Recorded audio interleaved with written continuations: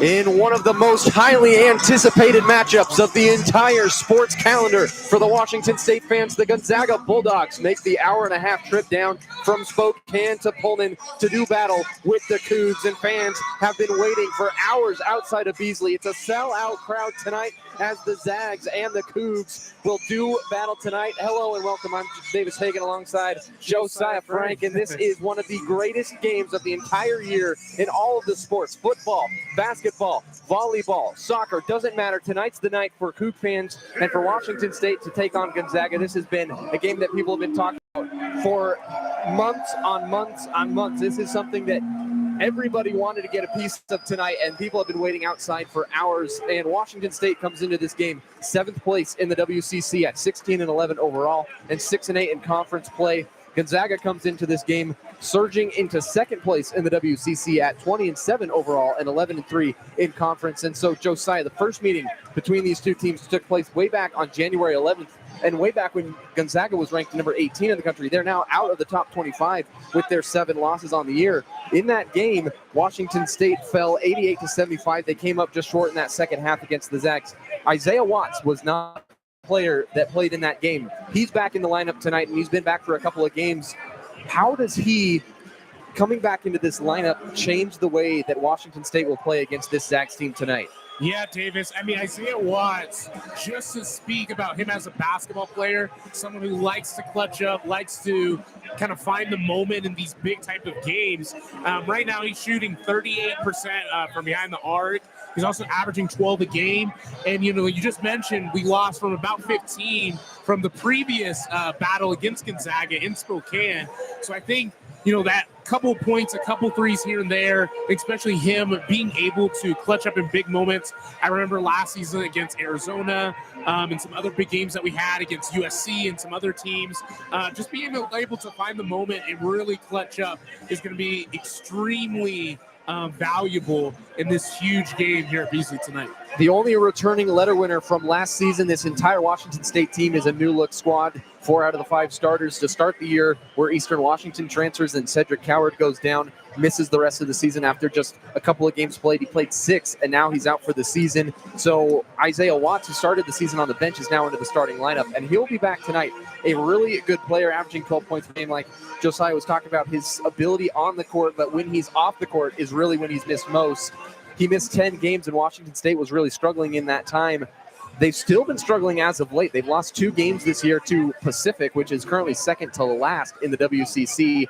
And their last home game was against Pepperdine that had a game go-ahead layup made from Lawan Watts and then a game-winning block by Ethan Price in this left corner down here from where we're sitting. It's right in front of us. Gonzaga just played Pepperdine and beat them by 52 points. It was a 1-point win for Washington State, and then Gonzaga goes out and does just ungodly numbers against this Pepperdine team. So how does Washington State kind of shake that off? I mean, they obviously didn't play Gonzaga in that game and lose by 52, but when you look at the score and you say, oh man, we just played a team, lost by 1, now we're coming in to play Gonzaga, who just beat them by 52, does that affect the mindset of a player in any way? I think it definitely can. I think what WSU really needs to focus on is they're definitely the underdogs in this game. It's a home game, sellout crowd. We still have fans filling into Beasley, and Beasley's huge. So if we can get the crowd into it, and hopefully they can have this mindset of, next game up, they have not only a shot to beat Gonzaga, but if they're able to kind of push this lead, they were able to lead in the first half of the previous meeting. If they're able to do that again, some magic can really happen here at Beasley tonight. So I'm just hoping that can happen. They can push that big, huge win that Gonzaga put on Pepperdine by 52. And hopefully they can just come here tonight. It's a new game, new day. And we're at Beasley, so it's a little bit different. So, yeah. The feeling around campus has been Washington State against the world this week, and everybody's been excited about this game. Just walking around, you saw Gonzaga people wearing Gonzaga sweatshirts a couple hours before the game, just walking around, and they were on the other side of campus. So people have been flooding in, and this is one of the most anticipated games in a long time in Washington State. This is the first sellout game since December 3rd, 2010, when they played number 5 Kansas State. There was 11,671 people there. That was when Klay Thompson was playing, and then there was the Klay Thompson jersey retirement versus Oregon State on January 18th, 2020 with 10,000 fans. And we will step away for the national anthem to be back with starting lineups and the tip. You're listening to KUGR, the student voice of the Palouse.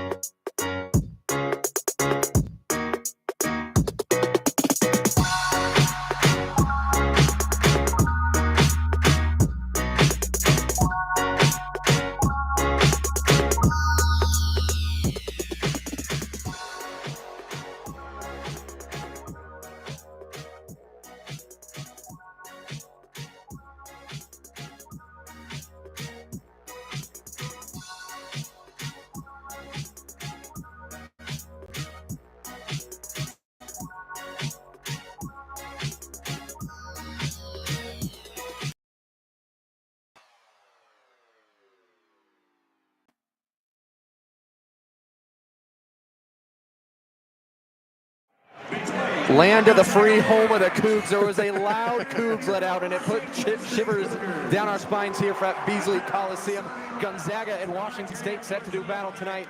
Josiah, the starting lineups for both of these teams kind of different than what maybe we were expecting for this Gonzaga team that started a player in Emmanuel Inochinti against St. Mary's, who is a very good defensive player. Tonight they're going with an offensive lineup, and we'll start with the starting lineups for the away team, the Gonzaga Bulldogs.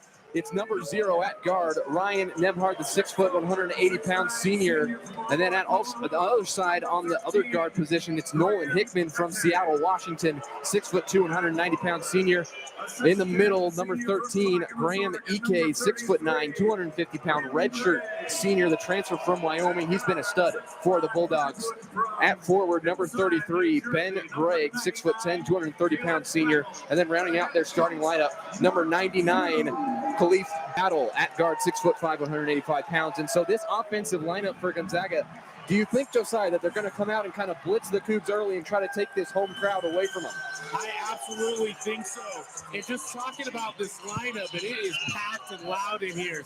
But this lineup for the Zags, it's a nearly senior-led team with Greg, Hickman, Ike, and Nemrod, and then Battle being the graduate student. This is a veteran team, an experienced team. So I believe that they're definitely going to try to push the basketball, try to score quick, and try to get on top of this crowd and this environment, and maybe try to kind of suffocate the Cougs a little bit so that we can't push or make a run at all. So I think that's what they're going to try to do. Gonzaga ranks 3rd in field goal percentage this season with 49%, which is the best stat that Washington State has on their side is field goal shooting. They rank number 14 in the country with just a little bit below that with about 47% shooting. This Washington State team can hang with the best of them if they can continue to play efficient basketball. And the starting lineups for the Washington State Cougars, this place is absolutely on fire right now. Everybody's ready to erupt when these players are announced, and we'll get it going right here. Number 3 at forward, it's Ethan Price from Bury St. Edmunds, England, the 6 foot 10, 230-pound senior. At forward, number 4 from Fresno, California, Lawan Watts, 6 foot 6, 233 pounds. He's a redshirt sophomore, and he was a really good player at Eastern Washington last year, and he stepped into this lineup. He had the go-ahead bucket against Pepperdine in their last home game on February 8th. Against Pepperdine, that was.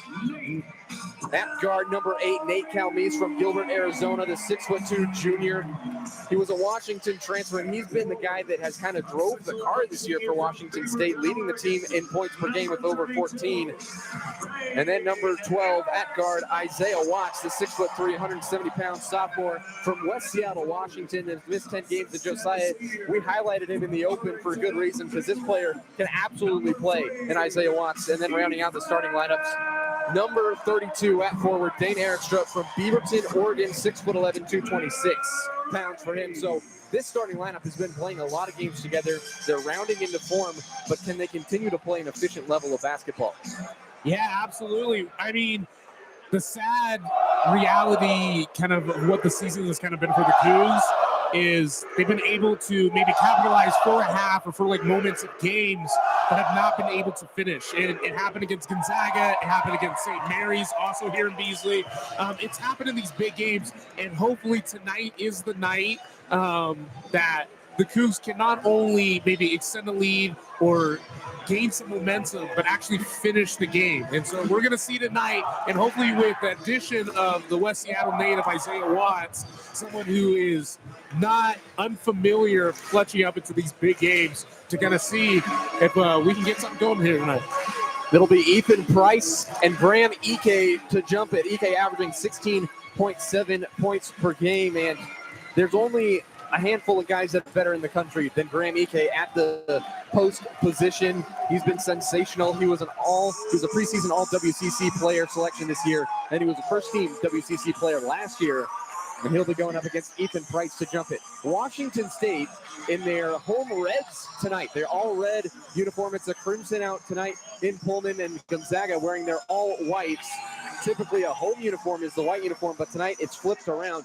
Washington State all red, Gonzaga all white. Ike and Price set to go once the ball is given to the official and he walks towards center court. We'll have the game to start. A flag has been raised in the student section, and they're waving it around. This place is going berserk right now. This is probably the best atmosphere of the last couple of years for Washington State, and the tip is underway, and it's won by Gonzaga, and it's into the hands of Ryan Nebhard, who leads the nation in assists. He averages a double-double with points and assists. inside to Ike. Left-handed layup off the glass is in, and he starts the game with a bucket inside. Yeah, what a great dish by Hickman, the Seattle native, over to Ike for the easy lay. The last time Nolan Hickman was in this building was that Klay Thompson jersey retirement on January 18th, 2020. Watts to the free throw line, dribble drive inside, gets blocked by Ike, and it goes out of bounds, but a good block by Ike. So he's got 2 points and a block to start so far, but a good drive from Lawan Watts. Yeah, Ike, he's 6'9", but he plays like a 7-footer the way he's able to either score on the offensive side or just like a block right there on the defensive side. Cal Meese inbounds to Lawan Watts at the elbow. Cross-court pass to Isaiah Watts. Cal Meese, top of the key, swing pass to Price. Trying to get it down low to Eric. Struck into the corner. Lawan Watts drives, picks up his dribble, shovel pass out, and Hickman will run it down. As the shot clock expired, they don't call it, and Hickman dribbles it out of bounds and a turnover on Gonzaga. Yeah, Hickman, with the great steal, but I think this crowd and this kind of environment just kind of dribbles it off his foot a little bit. Cougar basketball. A whistle is blown as there is a piece of red. I don't know what it is, but something on the court. Oh, boy. Possibly from the student section. Little rowdy tonight. A very rowdy crowd. More than little. Cal Meese will inbound from the sideline after they stopped play. Going against Hickman, and they get it into Price. Dribble handoff back to Cal Meese, top of the key. Heads towards the right side, into the corner. Picked up by Ben Gregg, the Clackamas native. Gets it to Eric Strupp from Beaverton, Oregon. A little bit of Oregon flavor on both sides of the court tonight. Watts, cross-court pass to Eric Strupp, top of the key. Puts it on the deck, double team to Watts. Top of the key, three-pointer. Isaiah Watts knocks it down. Three-pointer in the first points of the game for the Cougs. Come by a three-pointer from Isaiah Watts. What a great start by the guy that can heat everything up.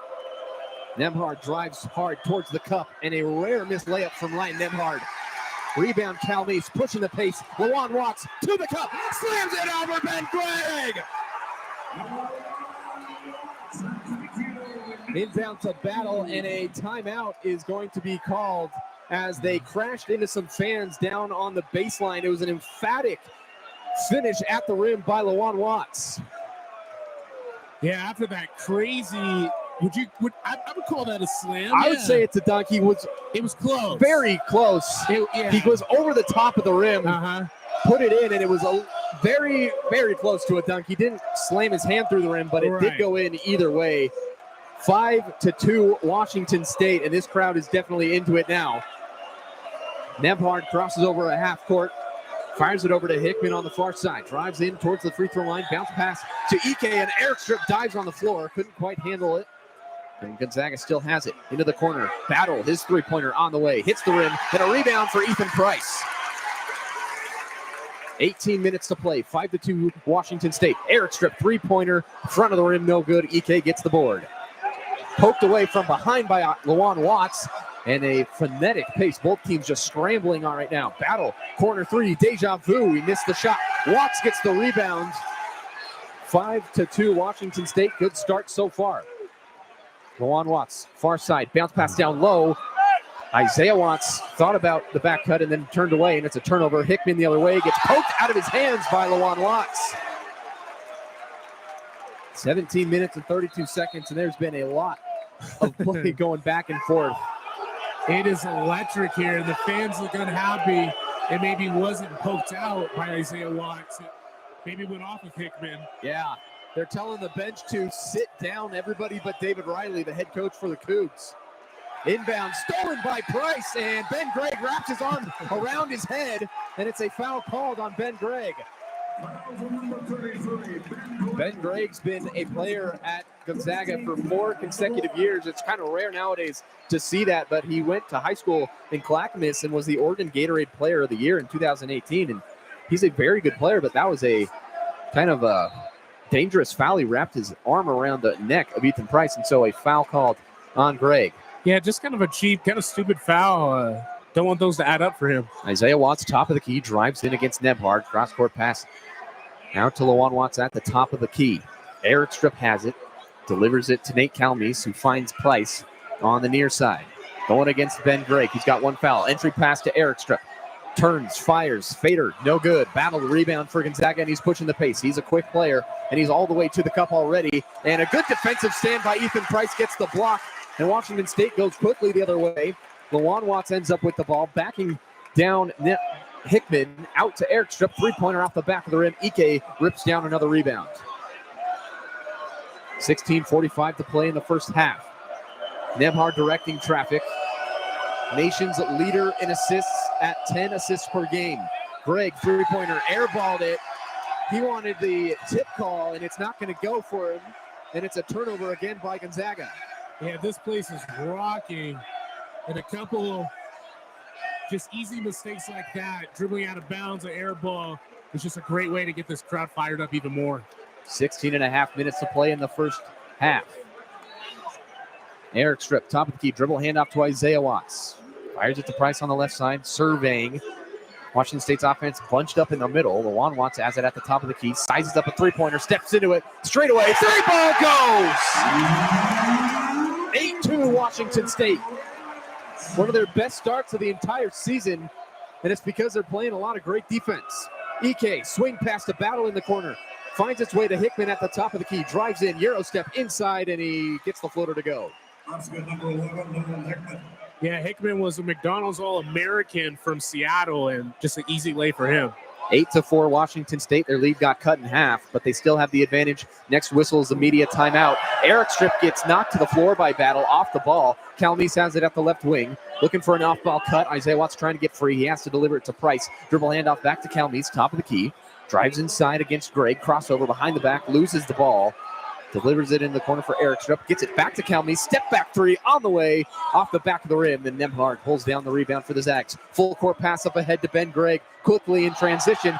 Missed the shot. And a foul is going to be called on Lawan Watts. It's a blocking foul. And Ben Gregg will be at the free throw line. And wow, what a pace to start this game. Yeah, absolutely. I mean, these first 5 minutes, and it doesn't even feel like 5 minutes. No, that was quick. Maybe 20 seconds. But just a great way to start for the Cougs. And I think it really does play into the environment and how well they're playing on the defensive side. Something that they've definitely struggled with in previous games, even in these like bigger games. So hopefully we can keep this up. Yeah. Washington State out to an 8-4 start. We'll take a break here and be back. You're listening to KOGR, the student voice of the Palouse.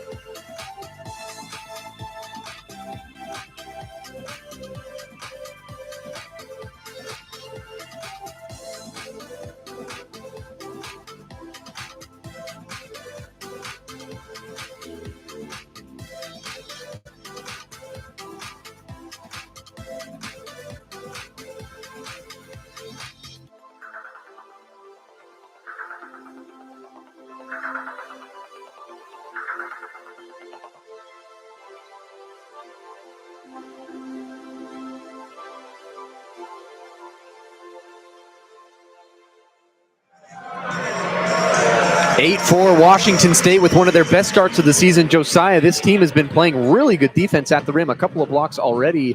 One thing they have to work on is getting back in transition, and Gonzaga's a team that really dominates in fast break points. They're right now 12th in the country with 15.4 per game. And so how does Washington State get back in transition? Do you got to send a guard down as soon as a shot goes up? What's the strategy from David Riley going forward? Yeah, I mean, I think so. I think we have to use our quickness as well.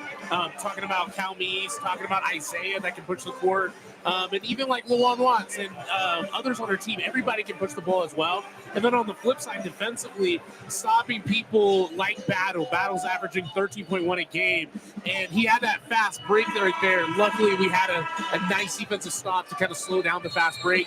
So if we can get in front of those quick guys, and Hickman's another one that they love to attack and then try to score to the cup pretty quickly. So on the defensive side, really focusing on slowing those guys down and trying to set up in our half-court defense has been working extremely well for the past 5 minutes. So we'll see if we can continue it. Yeah. Gonzaga is just 1 of 7 their last couple of field goals.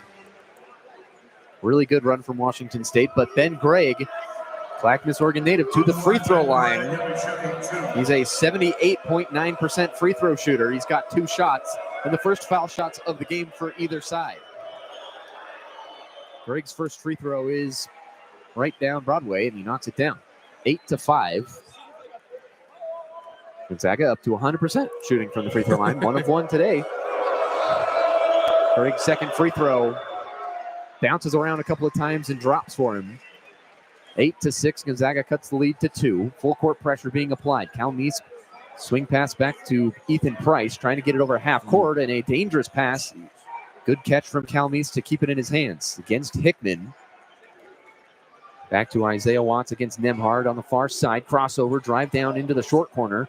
EK was showing in the hedge on good defense from Gonzaga. 8 seconds to shoot for Washington State with exactly 15 minutes on the clock. Cal Meese, top of the key against EK. Size mismatch, and he gets inside, and he missed it. Greg gets the rebound. Gonzaga goes the other way. Good pass from Nemhard into the corner. Battles three-pointer. Back rim. No good. EK gets the rebound. Swing it to Battle again. Down low to Greg. Off the glass and in. It's an and one for Ben Gregg. Yeah, and right there is just a great example of, on one side we were, patient. On the offensive side, couldn't get an easy bucket, but you have to stay down against big centers like Greg. He's a big 4. He's 6'10", and that's an easy and one opportunity for him. Free throw bounces off the front of the rim and goes over the top and in. Shooter's touch from Ben Gregg, who goes 3 of 3 in those last couple of free throw attempts. 9-8. Gonzaga all of a sudden has a lead. A quick 5-0 run. Price back to Cal Meese with 14.5 minutes to go. Michael Ajayi into the game for Gonzaga as Greg hits the bench. Cal Meese on the far side picks up his dribble. Tomas Thrasterson into the game as well as ND Okafor for Washington State. Ethan Price near side gets a screen from Okafor. 2 bigs out on the perimeter. Cal Meese step back 3 after the pass, and he missed everything, and it's not an air ball, shot clock violation. He did not hit the rim, so yikes. Yeah, 2 straight possessions where just kind of going down to the buzzer, and it's not working out. I think this kind of 3/4 of a press is really kind of shaking WSU a little bit. Washington State has kind of flipped the script. They're now just one of their last 7. 13 minutes, 50 seconds to go. Jai at the top of the key. Bounce pass down low to EK. Turns, finished with the left hand over the top of Okafor, and he got it. 11-8. Zags on a 9-0 run over the last 2 minutes and 10 seconds. Isaiah Watts, far side, gets it to Tomas Thrasterson. The Iceland native into the game for the first time in this huge game for Washington State, currently sitting at 7th place in the WCC. Price, dribble drive hard against Ajayi, and he is fouled on the bump.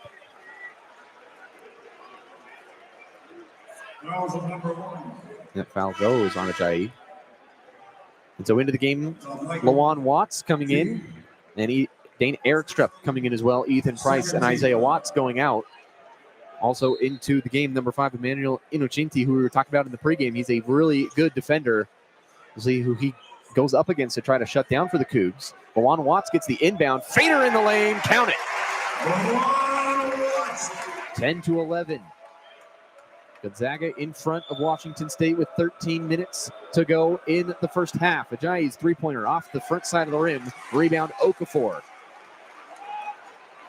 Cal Meese walks it up the floor. Screen from Lawan Watts. Down on the left corner. Pass to Okafor, top of the key. Dribble handoff to Thrasterson. Back to Lawan Watts, left side. Quarterback pass to Erikstrup, and an off-ball whistle is blown. We'll see who they get this on for the Zags. It's going to be on Innocenti. Yeah, the pace in this game, it's just kind of slowed down a lot, I think, with pressing on both sides. A lot different.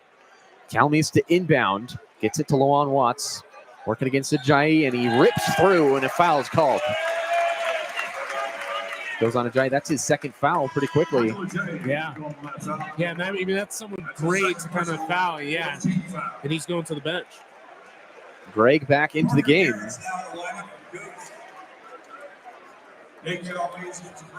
4 fouls already for the Bulldogs. We'll love to see them get in foul trouble early. would be very, very beneficial for Washington State. Parker Garrett's into the game. Calmes comes out. Bounce pass down low on the inbound to Okafor, and he was out of bounds when he caught it. He was claiming that he got pushed by number 34, Braden Huff, who's into the game for the first time, the 6'10" redshirt sophomore from Glen Ellen, Illinois. Nembhard will trigger it into Hickman. And a cross-court pass to Gregg. They break the pressure very efficiently. Gregg right side into the corner, Inocenti. Not really a threat to shoot it. Gregg, lob pass down low to Huff, and he somehow got the roll on the layup. And it's 13-10 Bulldogs. Parker Garrett with tape on his left shoulder. Dribbles it over. Cross-court pass to Eric Strip. Three-pointer rattles out. And a save attempt by Gonzaga. They couldn't hold on to the rebound, and it goes out of bounds. And it'll go back to Washington State. Yeah, great shot by Eric Strip. Just kind of rattled in and out. Reeve Favors into the game. 6'7", 195-pound sophomore from Latvia. Missed a lot of time this year as well with broken bones in both hands. Good to have him back in the lineup as well. Lawan Watts to inbound from the baseline. Checks it to Eric Strip. Work it against Gregg on the low block. Trying to turn to his right hand. Hook shot fadeaway off the rim. No good. Fight for the rebound. Off of Gonzaga, and it'll go back to Washington State once again. Great fight by the Cougs. They've got 20 seconds to shoot. 12 minutes and 12 seconds to go. Washington State has not shot a free throw yet in this game. Garrett's to inbound. Bounce pass to Lawan Watts. Working against Huff. Jab step with the right. Sizing him up. Mid-range jumper, missed it. 13-10. Gonzaga still in front of Washington State. Huff spins to his left hand on the low block and scores. 15-10 lead for the Zags. Two good buckets for Huff. Far side, Lawan Watts jabbing against Huff again. He knows that he's got this mismatch with the speed of Watts and the slower pace of Huff. Good pass down low to Eric Strip, and he scores off the glass. 11 minutes, 30 seconds, 12-15. 3-point deficit for Washington State. It was a great start, but they've been trying to stay in it against Gonzaga, who's on a good run in the last couple of minutes. Inocenti, top of the key against Thrasserson. Bounce pass to the Pac-12 logo on the far side with Huff. Cross-court pass deflected by Watts into the hands of Hickman. Drives inside, hangs in the air, misses the layup. Rebound Huff against Eric Strip, going back up with a putback, and he scores. It's an and one. Yeah, Eric Strip has to stay down on those defensive plays. That's the second foul on the exact same play of jumping and trying to kind of go for the block, but not going for the ball, and getting called for the second foul. Just the third team foul on Washington State. Gonzaga leads it 17-12 on another media timeout. We'll step away and be back with the remainder until the other 8-minute media timeout. You're listening to KUPR, the student voice of the Palouse.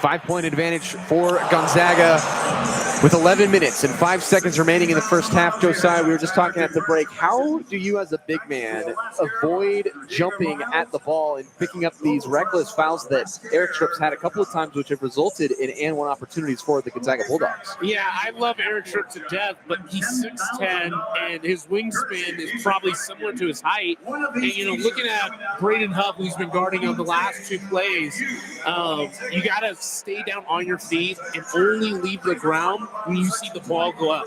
If their hands are still on the ball, you can't jump because it will go into you, and then it's a foul every time. It's an easy call for the officials.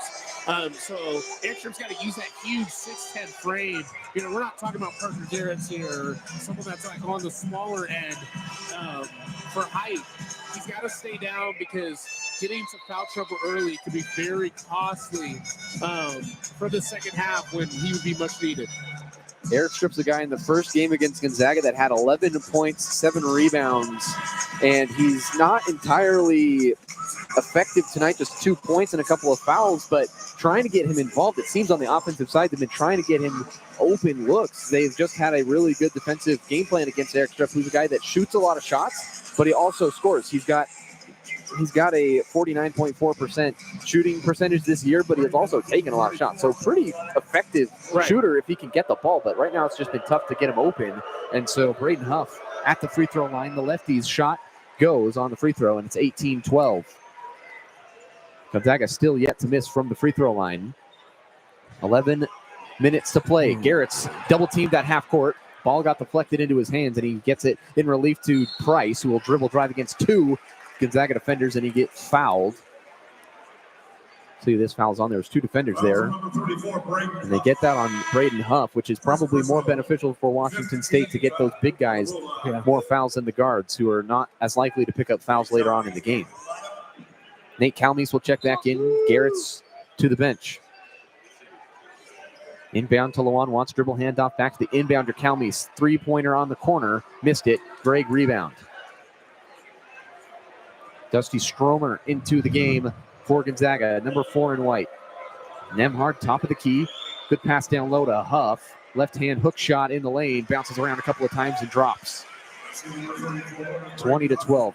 Gonzaga in front. 10.5 minutes to play in the first half. Washington State trying to stop the bleeding. Airstrip spins against Inocenti. Kick out to Calmes. Top of the key. Price. Swing it all the way around the world for Isaiah Watts on the near side. Drives in. Kick to Lawan Watts. Top of the key against Stromer. Entry pass to Airstrip. Couldn't handle the pass. And it's deflected out of bounds off Airstrip. And it's a turnover on Washington State. And that's what I was talking about. They're trying to get it to Airstrip. And he just either that happens and he loses the ball, or he just gets cut off on a double team attempt. Or Gonzaga's just making a point right now to not let Washington State get anything easily on the interior. No, nothing, like no easy post-entry passes. It's been a struggle. Stromer to Nemhard over half court. Gonzaga plays at a pretty good pace. They play at the 47th fastest pace in the nation, averaging 70.3 possessions per 40 minutes. Nemhard on the right side, drives in against Lawan Watts at the elbow. Bounce pass down low to Huff, spins on the inside, blocked by Airstrip, and that's a really good defensive play by Airstrip. He still went for it, but that time he got a block. A lot better going after the basketball instead of the body. Price down low, trying to spin against Greg. Gets it back out to Airstrip. 6'11", way out on the wing. He's a lethal three-point shooter, but nothing he could do there. Dribble handoff to Isaiah Watts, drives in, free throw line jumper on the way. Good. Great rhythm from Isaiah Watts. That was just an easy pull-up jumper that he's probably worked on millions of times. Inocenti brings it over half court. Nemhard, far side, dribble drive. Almost got poked away from behind. Shot off the front of the rim. No good. Rebound off of Gonzaga, and it goes back to Washington State. Yeah, what a great, just like tempo play from Isaiah Watts of just finding his spot, finding a shot. Like you mentioned, he's probably practiced that a million times before. For the easy mid-range jumper. Up to 5 points for Isaiah Watts. He had the first bucket of the game for Washington State with that three-pointer. Just made his second one there with that mid-range J. They don't shoot a lot of mid-range jumpers. It is a very kind of shot that's been kind of sliding out of existence in college basketball. Price, his mid-range jumper goes. 16-20. Washington State cuts into the lead. Stromer. Far side, gets it to Greg, top of the key. Isaiah Watts picks him up. Greg, wide open on the rim, drive to the cup, and an offensive foul. Airstrip stood in there that time.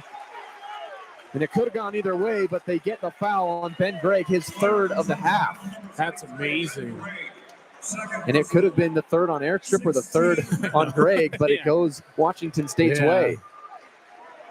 Right now, Gonzaga with 6 fouls in the half. And yeah, Gray has to sit down, the starter from Clackamas, who's averaging 10 a game and 5 boards. I mean, that's a big loss for like 8 minutes in this half that we still have. 16-20. Washington State has done a good job to get on a little run as we head towards the under 8 media timeout. They're just trying to play this in sections of 4 minutes. Lawan Watts dribble drive on the right side. Airballed it. Good defense from Huff. Gonzaga run out. Ajayi back into the game. Came in for Ben Gregg with his 3 fouls. Into the corner for Inocenti. Dribble drive, left hand. Kick it back out to Stromer. Far side, three-pointer on the way it goes. 23-16, Gonzaga leads it. 7 minutes, 50 seconds to go. Next dead ball will be a media timeout. Isaiah Watts, top of the key to Lawan Watts. Looking for a pass. Finds Cal Meese. Gets a screen. Crossover between the legs. Gets it back to Lawan Watts. Three-pointer goes! 23-19. Like Monsters, Inc. 4-point game. Inocenti, top of the key to Ajayi. Swing it for Hickman. Far side. Gonzaga working it around the perimeter. Stromer ends up with the ball. His three-pointer's good. Back-to-back threes from Dusty Stromer. Yeah, he only averages 5 a game. So 6 points already in the first half for him is back-to-back possessions. Yeah. Cal Meese stops in the lane, kicks it out into the corner. This is Isaiah Watts. Drives inside, snakes his way to the cup. Floater, airballed it. Rebound Gonzaga. Run out for Hickman against Cal Meese. One-on-one to the rim and an and one again for Gonzaga, who has yet to miss at the free throw line. It's been kind of a point for them to get to the cup and try to draw the contact on Washington State. Multiple and ones, and that time it was a guard like we were talking about with airstrip coming over the top and playing the body. That time it was Nate Cal Meese picking up the foul. And how does David Riley just get that out of their system at this point? Honestly, Davis, that's a great question. I mean, honestly, I feel like if I'm David Riley right now, I'm just trying to focus the Cougs just kind of on the positives and trying to maybe push that out of the mind of continue to push the ball and what have we done well that has worked well, and can we go back to that? That first 5 minutes of the game of pushing the ball extremely quickly, trying to up the tempo and pace, and just trying to get easy buckets and being unselfish. I feel like the Cougs, if they can try to go back to that and just not be shaken by, a couple threes and then the and one there. It's only right now, it's only a 9-point game. So the Cougs right now, there's still a lot of time left and a lot of time to make something happen.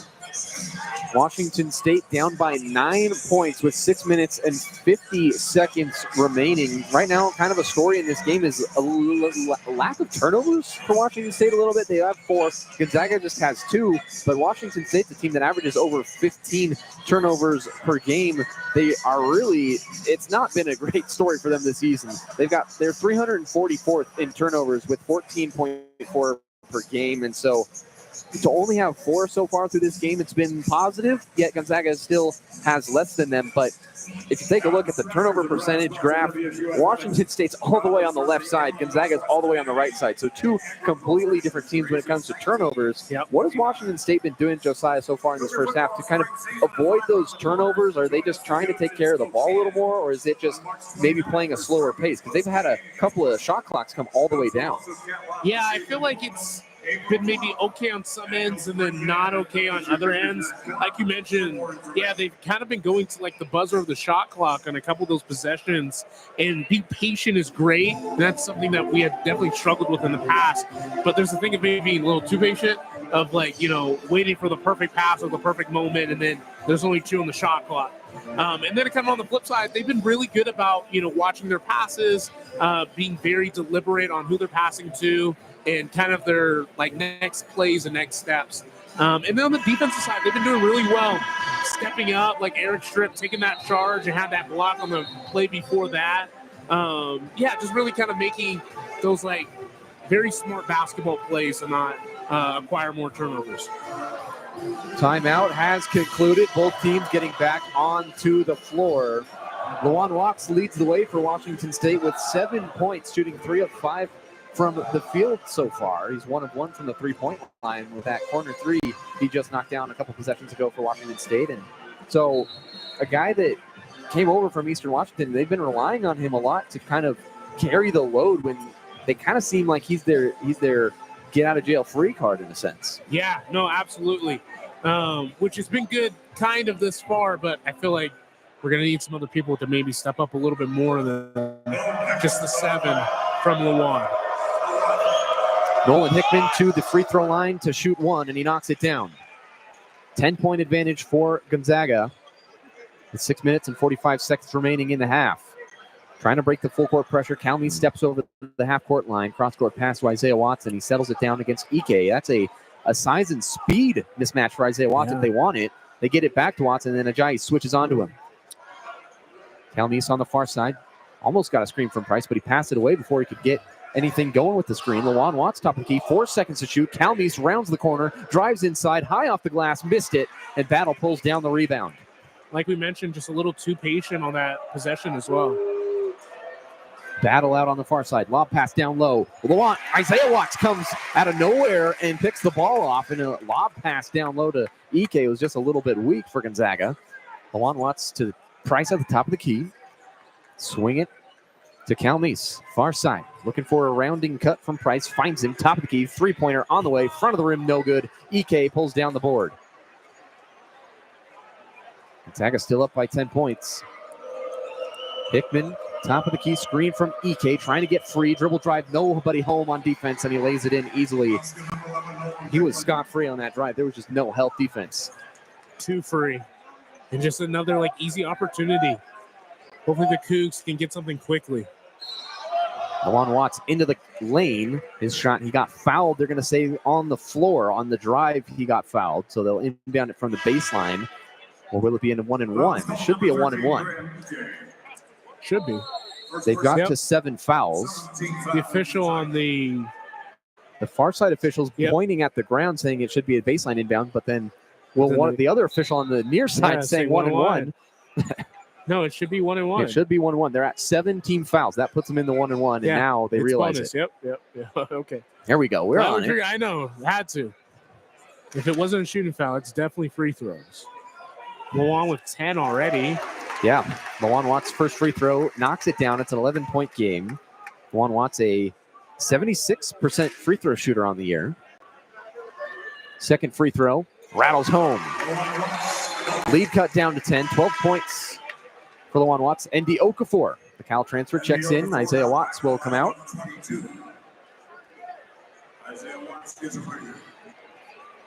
Stromer to inbound to Hickman. Full court pressure from Washington State, just trying to disrupt a little bit of rhythm for Gonzaga. They back off pretty quickly, just 5 seconds into the possession for Gonzaga. Hickman at the top of the key, directing traffic. To Stromer. Washington State playing in a 2-3 matchup zone. Down low to Ajayi, going against Okafor, and it's blocked off the backboard, but a foul called on the shot from Ajayi. Yeah, great play by Okafor, but caught some contact there and a foul for him. Gonzaga yet to miss from the free throw line tonight. Michael Ajayi to the free throw line. Senior from Kent, Washington. His first free throw is good. Yeah, Kentwood High School, the Seattle greater area, just known for basketball superstars, and he's one of the many, with Hickman also being from the Seattle area as well. Second free throw for Ajayi is good. 33-21. 5 minutes to play in the first half. Washington State down by 12. Eric Strip on the near side, picks up his dribble right at half court, gets it into the corner for Okafor. Lewan Watts on the left wing gets the pass from the big man. Points towards Riley to direct the traffic for a play. Backs out towards half court, gets a screen from Okafor. Top of the key, Lewan Watts. Kick to the corner with Eric Strip. Back to Lewan. Top of the key against Stromer. Drives in, gets him on his back. Tried to get a feed down low, and he lost it out of bounds. And he's yelling at the refs that he got hit on the arm. The refs not having any of it. Isaiah Watts going to check in for Lewan Watts. Isaiah Watts now back in the lineup.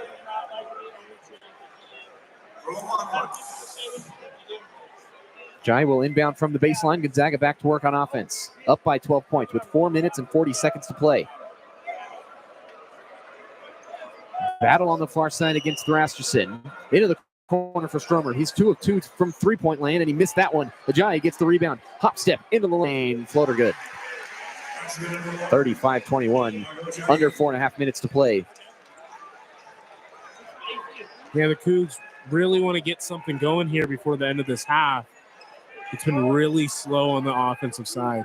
Who will they go to try to get out of this rut they're in right now? Cal Meese at the free throw line. Floater on the way. Left it short. Stromer gets the rebound. Gonzaga out and running in transition. Hickman, top of the key, crosses over to the right hand. Floater in the lane. Front of the rim, no good. EK pulls down the offensive rebound, and a foul is called. And so they've hit the under 4 media timeout. Washington State just a little bit lackadaisical in these last couple minutes on the offensive side. What do they got to do on offense to get things going right now? They're not even really getting good looks. They're just kind of forcing things up in the lane, and it's like they're just a little bit weak on their shots right now.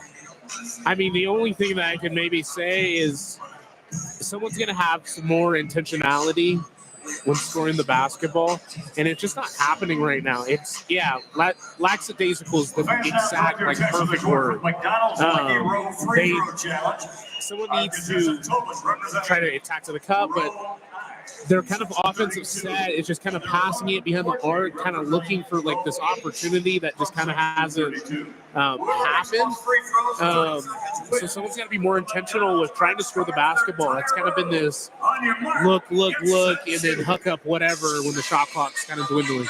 Yeah, they haven't had much of a strategy, it seems, from our perspective. Obviously, they have one. It's just Gonzaga, their defense has been playing very effectively at limiting the opportunities on the inside for Washington State. They're trying to get it down low, but every time they try to get a pass down there, a defensive player is rotating over the top, or there's just a swarm of Bulldogs down there when they do lob it in. A couple of times they've tried to get it down low, and the ball either gets knocked out of people's hands down low, and so Washington State has just kind of passed it around the perimeter, like you mentioned, and then all of a sudden the shot clock's down below 10, and they're just tucking something up. So right now they just need to kind of settle down, it seems, as they've kind of maybe started to panic on the offensive side that things aren't going their way, and now that they're on a little scoreless drought, all it takes is one shot to get back into it. You see it go through the hoop, and then you're right back into the fold.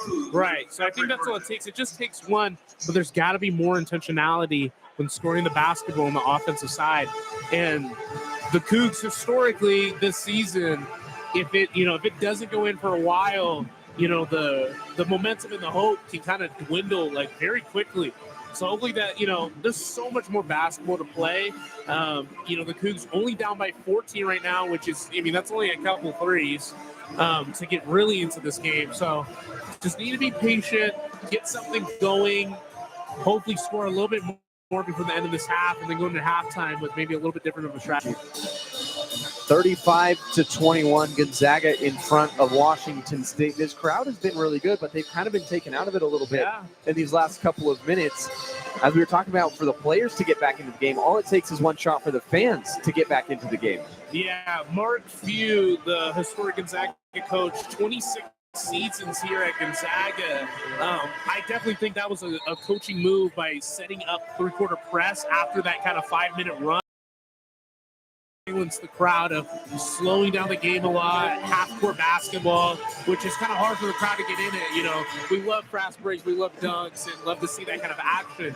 And I think you did a great job of trying to slow down the Cougs, and it's been working. They're up by 14 right now with 4 minutes left. So you're exactly right. That first 5 minutes of the game just flew by, frenetic pace. Everybody was on their feet. Just the crowd was going berserk. And then all of a sudden, when they slowed that game down, everybody just down, and then the crowd is totally out of it.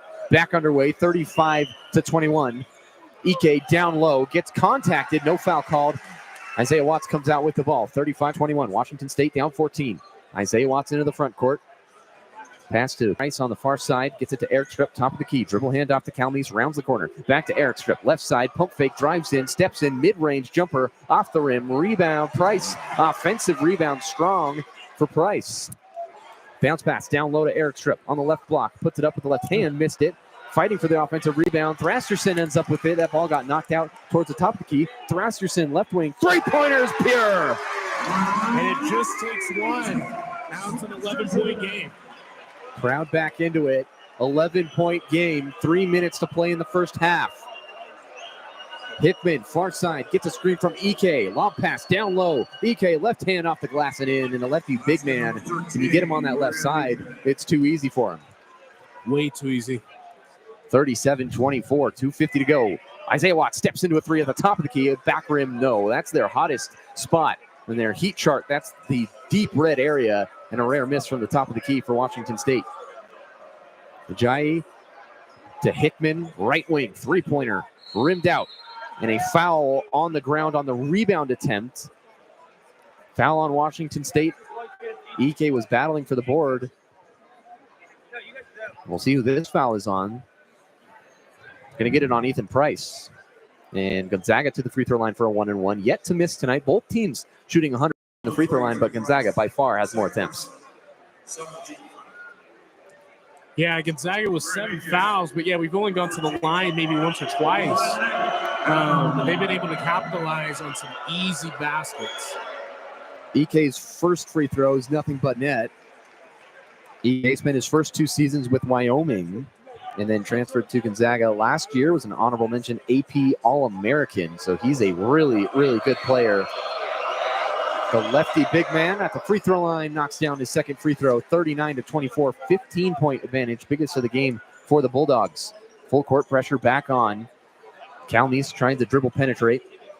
Lobs it back to Ethan Price, who steps over the line with 21 seconds to go, and a pass off the face of Ajayi, and a foul. No, it's just out of bounds. It deflected out of bounds off Gonzaga. So it'll be a sideline inbound for Washington State. Top of the key to Eric Strip. Dribble hand off to Calnese. Rounds the corner. Dribble drive fast to the lane. Off the back of the rim. EK rips down a board, and Tomas Thraskerson fouled him. Yeah, just kind of stupid fouls like that have been adding up, and now the Cougs and the Zags both tied with the amount of fouls in the first half. Just cheap fouls that has not been going well. Yeah, EK back to the free throw line. Yeah, the first 5 minutes, fantastic. The rest of the game has not been ideal for Washington State, down 15 points. And trying to keep this crowd in it. If they get out of it, there's a lot of time left in this game. A ton. They got to be able to stay engaged. EK at the free throw line for a 1-and-1. First one is good. 40-24. Washington State is just one of their last 9 on the field goal margin on the offensive side. That is bad. Extremely bad. EK at the free throw line for his second of the 1-and-1. And it's nothing but net. 41-24. 2 minutes, 20 seconds to play. Calnese gets the inbound. Lob pass to Price. Trying to break this press that is really not going for steals. They're just going for a little bit of disruption. Eric Strip drives in. Floater, no good. Battle for the rebound. Comes out, and it's tapped away by Battle. Fast break Gonzaga, and he slams it home. 43-24. Bulldogs surging forward in this half, and a travel on Isaiah Watts as he tried to race down the floor. And just disastrous couple of seconds there for Washington State. And a timeout is going to be called. Isaiah Watts talking to the official to try to get clarification on it. And that's an unlucky bounce for Washington State. That ball was just rattling around, and it ends up in the hands of Battle, and he's just off to the races. And an easy dunk for him. There was just no defensive pressure there. It was a fast break all the way. An 8-0 run for Gonzaga in the last minute and 5 seconds. Washington State has fallen to one of their last 10 field goal attempts. Yeah, I mean, the Cougs right now,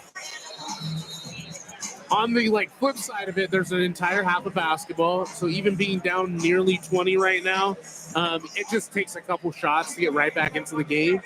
But yeah, being down 19 and an 8-0 run, that doesn't help. Yeah.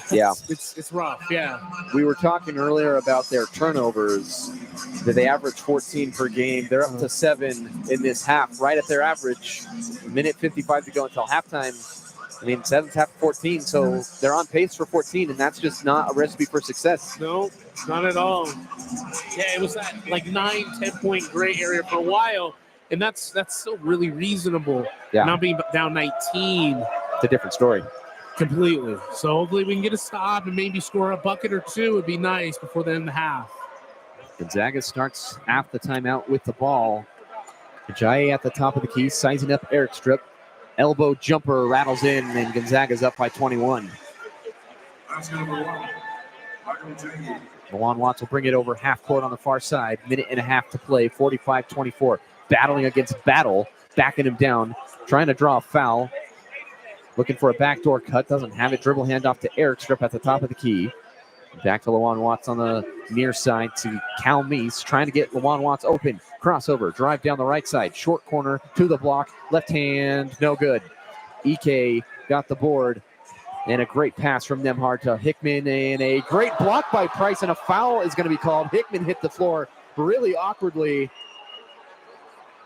It looked like it was a good block as far as the hands go from Price. He might have contacted him with the body, because Hickman hit the floor really hard. Yeah, extremely hard. It was a block, but I think the way he went up for the layup just got kind of slammed on the court. So Nolan Hickman will go to the free throw line to shoot 2. Nolan Hickman, the childhood friend of current NBA player for the Orlando Magic, Paulo Banchero, who also grew up in Seattle from O'Day High School. His first free throw also good. Just a lot of Seattle basketball talent. So he's not unaccustomed to some great basketball company. 46-24. Hickman's second free throw to swish. 47-24. 1 minute to play. Washington State really got to stop the bleeding at this point. Have to get something going into the half. Full court pass to Thrasserson. Short corner, leaves it into the middle for Eric Strip. Great pass to Lawan Watson. He scores off the glass. Lawan Watson. Thank you, Dane Eric Strip. Gonzaga's on a 12-2 run over the last 2 minutes and 12 seconds with that made bucket. It was 12-0. 35 seconds to play. Nemhard, top of the key, picks up his dribble. Bounce pass down low to Ajayi. Spins into the middle, underneath the hoop. Kick out into the corner. Hickman, three-pointer on the way is good. And every time Gonzaga gets it on the perimeter, they're just wide open. There's really nobody there. And another timeout called by Washington State. 24.8 seconds to go in this one, and look of shock on your face right there. Yeah. 26-50, as some of the fans are starting to file out already at halftime. They are not pleased with this performance. Yeah, it looks people starting to head out, and in a way, kind of understandable. The life has kind of been sucked out of this place like extremely quickly. At one point, it was just a 10 or 12 point game, but now it's 24. And the Zags scored 50 points in the first half, and now it's a kind of point of can the Cougs come back? I mean, there is a half of basketball, but if the Zags keep on shooting and playing the way they do, it doesn't look like they're slowing down at all. The second half could be even worse. So.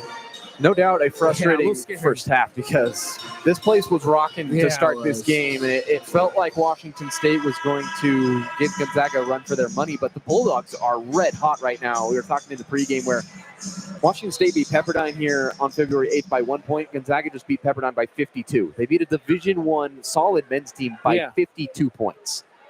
So they're accustomed to running up teams and absolutely half 100 in the first half insane for the Bulldogs. 50-26, 14 seconds to play in the first half. Final seconds counting down. Washington State holding for the last shot. Lawan Watts, top of the key. Dribble handoff, faked it at the elbow, got away with the travel there. Bounce pass to Eric Strip, lays it in at the buzzer. And Washington State cuts the lead. 50-28. Gonzaga dominant first half over the Cougs. And just a quick little first half thoughts there for you, Josiah.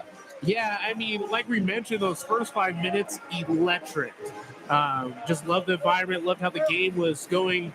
The pace and everything was just great. And then I think Gonzaga kind of realized the environment that they were in, and then just started playing kind of smarter basketball. They slowed down the Cougs, which were not a great half-court team. We like to kind of push the ball. We love to get hot, love to get electric. And the Zags went on a big run, and now they're up 22. And it's kind of like, you blinked a couple times and it was up by 3, and now they're up by 20, and they're like, what kind of happened? And now we're at halftime singing the fight song. So I don't really know. It kind of got out of hand really quickly, and hopefully they can kind of grab the reins and kind of bring it back in a little bit, but we don't really know. Yeah. It's 50-28 at the halftime buzzer. We'll step away and be back for the second half. Josiah Frank will take you through the second half. And Cougs down 22. You're listening to KUGR, the student voice of the Palouse.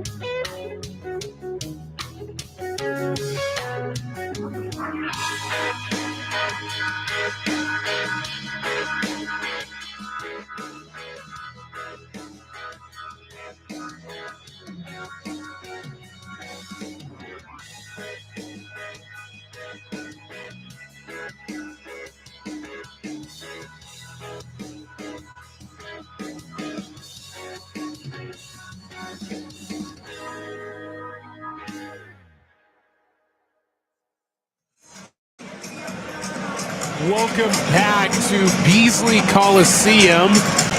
We are here to have the matchup between the Washington State Cougars and the Gonzaga Bulldogs. Right now, the Cougs are down by 22 points. It's a 28-50 ball game. Back here in Pullman, Washington, I'm Josiah Frank, and I'm here with Davis Hagen.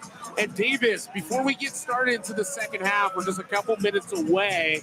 Wanted to talk about a few things that have led to kind of the Cougs' demise and kind of the crumbling of the second half of the first half of this game. I wanted to first talk about free throws. Right now, Gonzaga shooting 100% from the free throw line, but they have 13 free throws to the Cougs, only 2 free throws. How's that playing a difference in that 11-point margin? Well, that's massive right now. It's a 22-point game. That's half the points. If they were to cut that down, they'd only be down 11 points at this point. Obviously, you're probably not going to get 0 free throws from Gonzaga in a half. They do a really good job getting to the line, but they've made it a point to get down low and to draw fouls on Washington State. A handful of those 13 free throws came on and one opportunities for Gonzaga, which is a 3-point play. So they have only 3 made 3-pointers, but they have much more 3-point plays as a team.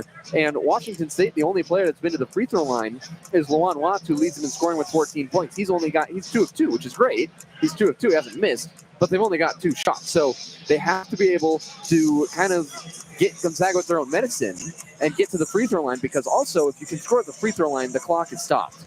Absolutely. Yeah, I think free throws are going to be a huge dictator, and hopefully, the Cougs were doing really well on drawing fouls and, getting to, the baseline, but just struggling to get to the line. And then another area that they were kind of struggling defensively, but maybe even offensively as well, is the rebounding side. So Cougar right now with only 14 rebounds to the Zags 22, with EK, the leading rebounder for Gonzaga.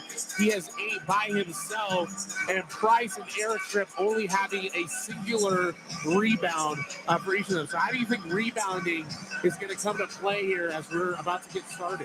Well, if it wasn't free throws in the first half, it was rebounding that did Washington State in. EK almost had a double-double in that first half. They have to be able to stop him on the boards. If he's at the paint and he's putting it up, they've got 6 offensive rebounds in that first half.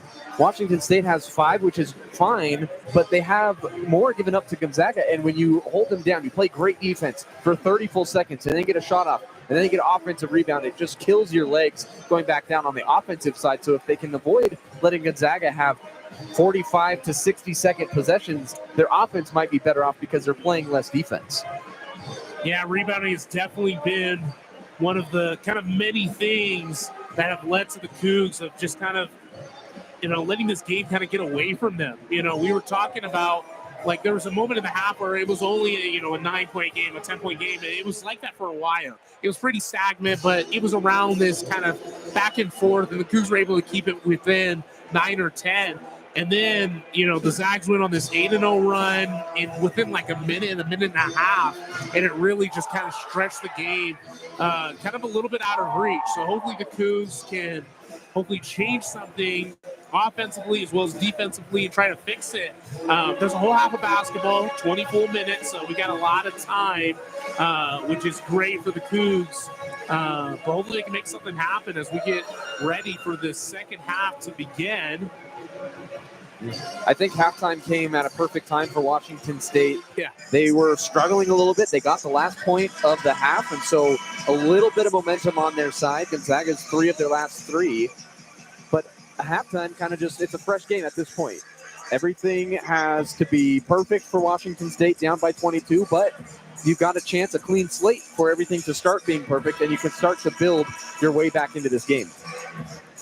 For the Zags, the starters for the second half, we have Nemhard.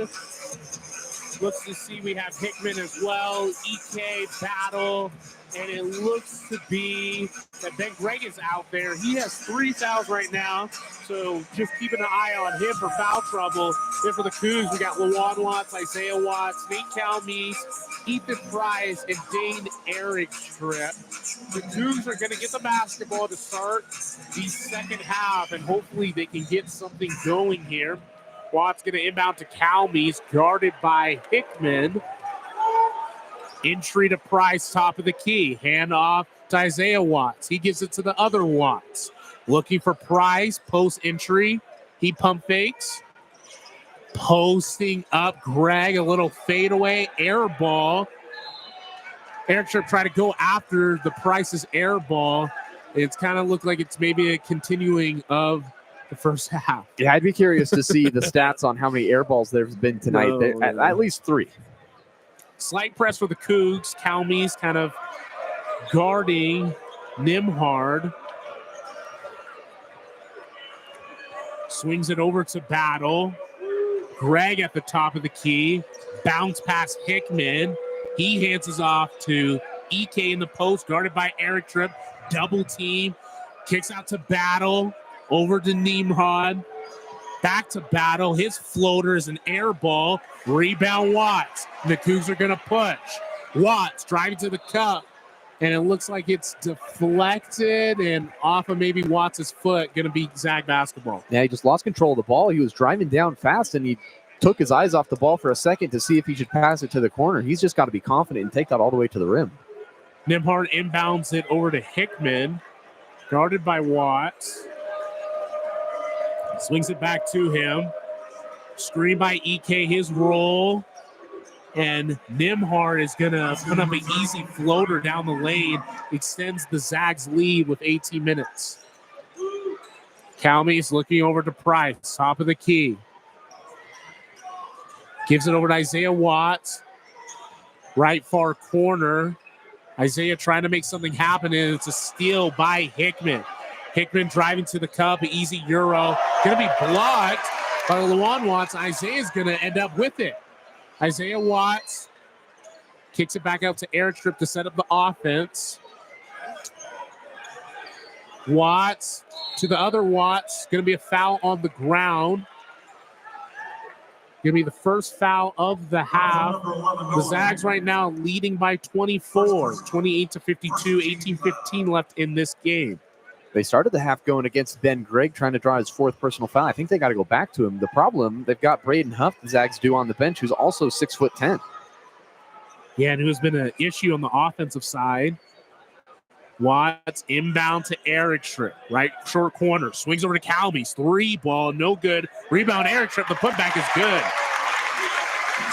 Well, you're talking about offensive rebounds right before the half started, and Washington State has the advantage in the second half here. Nemhard wanted the entry to EK, but deflected by Erickstrip. Going to be Gonzaga basketball. Washington State played a couple of different defensive looks in that first half. They switched between man and a sort of a matchup type zone. We'll see what they try to do in the second half, because Gonzaga is only 3 of 10 from the 3-point line. Maybe they should try to force them to take some more 3-pointers. Nemhard to Hickman. Back over to Gregg. 3 ball, no good. Rebound, Isaiah Watts. He's going to take the rock. Swings it over to Calmes. Back to Erickstrip. Pump fakes a 3. He's going to drive to the cup and get fouled. He's going to go to the strike. Fouled by, looks to be Battle. And I believe that's his first personal. Yeah, first personal foul on Battle. The guards for Gonzaga not really in any sort of foul trouble. Nemhard has 0. Battle has 1. Eric Strip at the line, his first free throws of the night.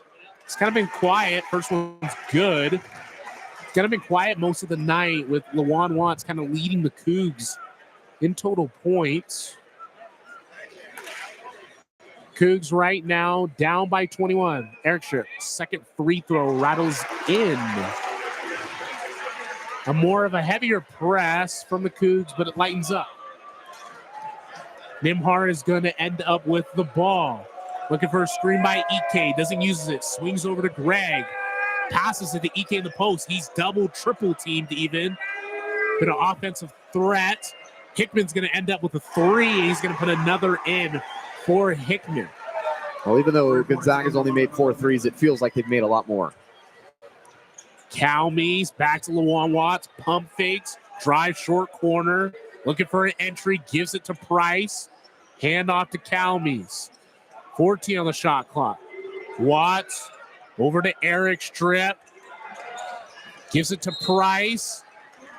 Going to be a foul on the ground. On Hickman. His second. And the Zags already drawing 3 fouls early.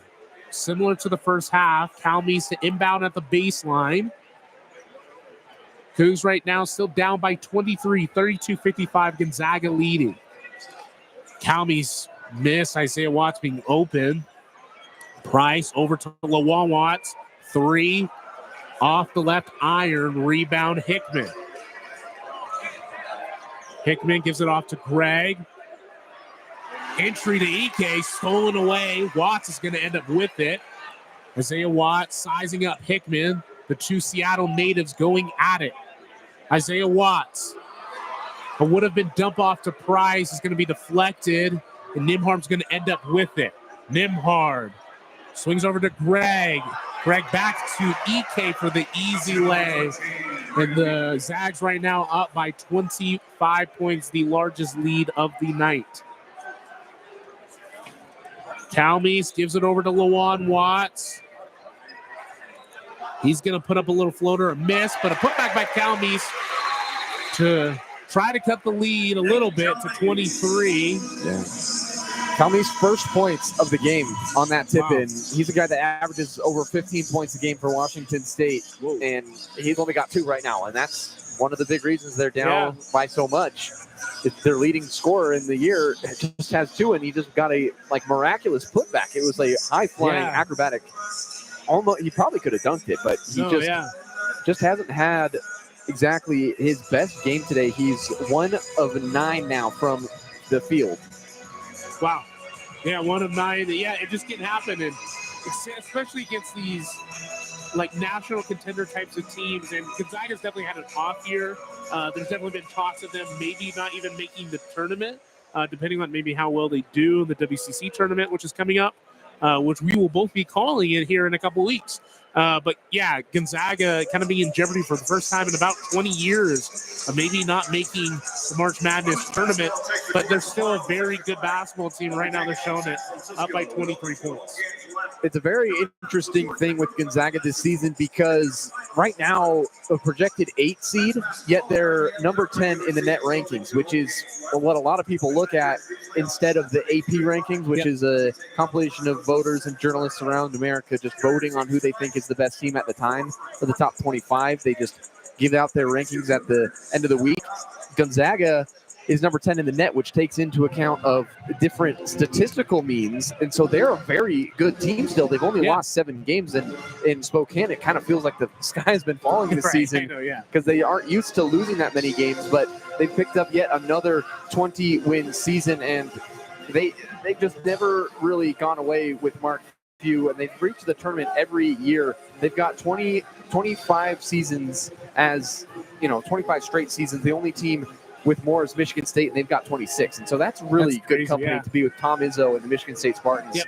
Mark Few's done a great job, and it feels like for as long as we have been alive and a lot of people that have watched college basketball, Gonzaga's been at the top of the WCC, obviously, but also just at the top of the college basketball world. Yeah, no, I mean, my youngest memories of watching college basketball, especially growing up in Washington, is, the Zags are always in the tournament, and they're always doing well. They're always like a Final Four team or maybe making it to the national championship. Always having like crazy good players and having NBA level talent. And, this year, they're kind of spoiled as in only losing 7 games, for the Cougs, that, is a great season. But for the Zags, that's kind of an off year. So they've kind of been spoiled, but they still are a very good basketball team with some really good players. As we get off of the media timeout, Gonzaga's going to inbound. Nimhard is going to swing it over to Anino Centi, the Italian native. Hickman gives it back to him, swings it over to Nimhard, looking to extend their lead. Hickman, jab steps, guarded by Luan Watts, swings over to Ike, a little 10-footer, no good rebound. Price. Luan Watts bobbles the basketball from the outlet from Price, trying to get something happen. A lot of time still left, 15 minutes left in the second half. Definitely not over. Garcison swings over Isaiah Watts. 3-ball, no good. Nearly air ball. Rebound, Ike. Swings it over to Hickman. A little back and forth action between the two of them. Handoff to Nimhard. Carving into the free throw line. He's going to pull up for a midi, and it is good. Zags right now leading 59-34. 15 minutes left in the second half. Watts gives it to the other Watts. Swings it back over to Price. Handoff Calmes. Stops at the free throw line. 12 on the shot clock. Luan, pump fakes. Swings it back to Calmes. 3-pointer, good. It shows maybe a little life here back in Beasley. A couple points being added on the scoreboard. EK's going to end up with it for the Zags. Misses the easy little jump hook. Rebound by Tharcison. Great defense that time from Washington State. That was like a 5-second possession for Gonzaga, and now Washington State quickly the other way. Calmes maybe trying to get something going. Price, pump fakes 3-ball. Looks for Watts. Doesn't give it to him. Back to Calmes. Another 3. Off the front iron. Rebound, Ike. That would have been a huge 3 if Washington State could have got that one down. Quick handoff. Gives it to Indicenti. He kind of pushes off. Great rebound by Luan Watts. He's going to take it up the court. Luan Watts got to take over on this possession. He's got the most points right now with 14, but hasn't scored in the second half. He's got to start driving towards the hoop. Watts gives it to Price. Kind of short corner. Mixed match with Icenti. Back to Watts. Pump fakes. Tharcison. 3-ball. Good. 2 back-to-back threes. And now it's a 19-point game for the Cougs. And the life is kind of slowly maybe trickled back into this arena. A little bit louder now. Nimhard. Grounded by Calmes. He's going to give it to Hickman. Pump fakes a 3. Pulls up for a little floater, which rattles in kind of slowly into the basket. Extends the lead for the Zags to 21. 13-minute ball game. Isaiah Watts, pump fakes. Looks for Luan. Jab step, faces him up. Goes to the cup. And gets the lay and the foul. Going to be an and-one situation for Luan Watts. Very, very physical finish in his first bucket of the second half. Luan Watts definitely fired up after that one, yelling to the crowd, but good job to get towards the cup, but got to keep doing that. He's done a good job, but they got to keep replicating this every time down the floor. Couple big threes. Calmes had one, Tharcison the other, and then now an and-one opportunity for Luan Watts. And now this, what was a 25, 26-point lead, is now a 19 and could be 18-point lead with the made free throw after the timeout. So yeah, Davis, what are you seeing from that last kind of minute possession of kind of what changed and kind of maybe giving a little hope to the Cougs to maybe come back a little bit? I think it's just the aggression and the confidence level that needs to be increased at this point. They seem like they're playing Gonzaga, and then it's not Washington State taking it to them. It seems like Gonzaga's being the aggressor in most of the time this game. That first 5 minutes was all Washington State. They were being the hammer, and right now they're kind of the nail. Gonzaga's been hammering them since basically the last 16 minutes of the first half, and then the first couple of minutes of the second half, but they've done a good job kind of hanging in there. Kind of like one of those nails where you hit it and it kind of bends, and they're just refusing to go into the wood and die. But they need to be aggressive. They need to fight back against that hammer. I'm really thankful that they're, trying to fight, trying to come back. They definitely need to extend it even more. We're going to take a short break for the rest of this media timeout. You are listening to Cougar Basketball here on KUGR.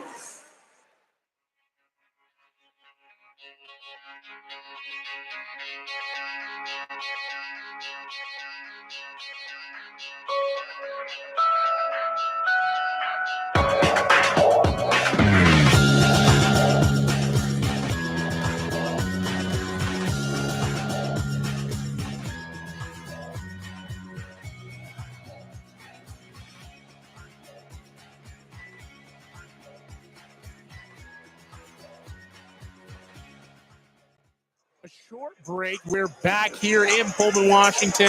The Cougs right now down by 19 points, 42-61 against the Gonzaga Bulldogs of Spokane. Just a 77-mile trek from Washington State to Gonzaga. Just a short rivalry that has been kind of shrouded through history.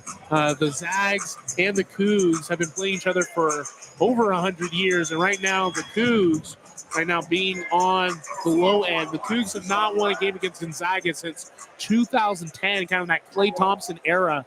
So love to see maybe the Cougs can come back. Juwan Watts for his free throw, a miss. Would love to see that go in. Cougs still down by 19. Nimhard's going to end up with the basketball for the Zags for offensive opportunity. Swings it over to Stromer.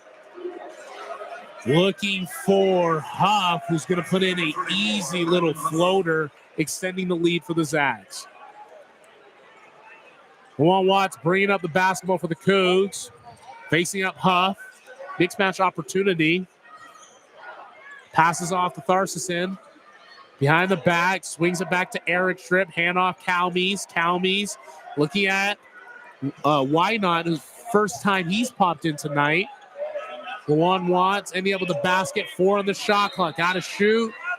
Going to be a travel on Juwan Watts. Going to be Gonzaga basketball. Yeah, he pump faked on the first attempt and then tried to drive in a little bit more and then ended up traveling. So I think he's got to shoot that first one.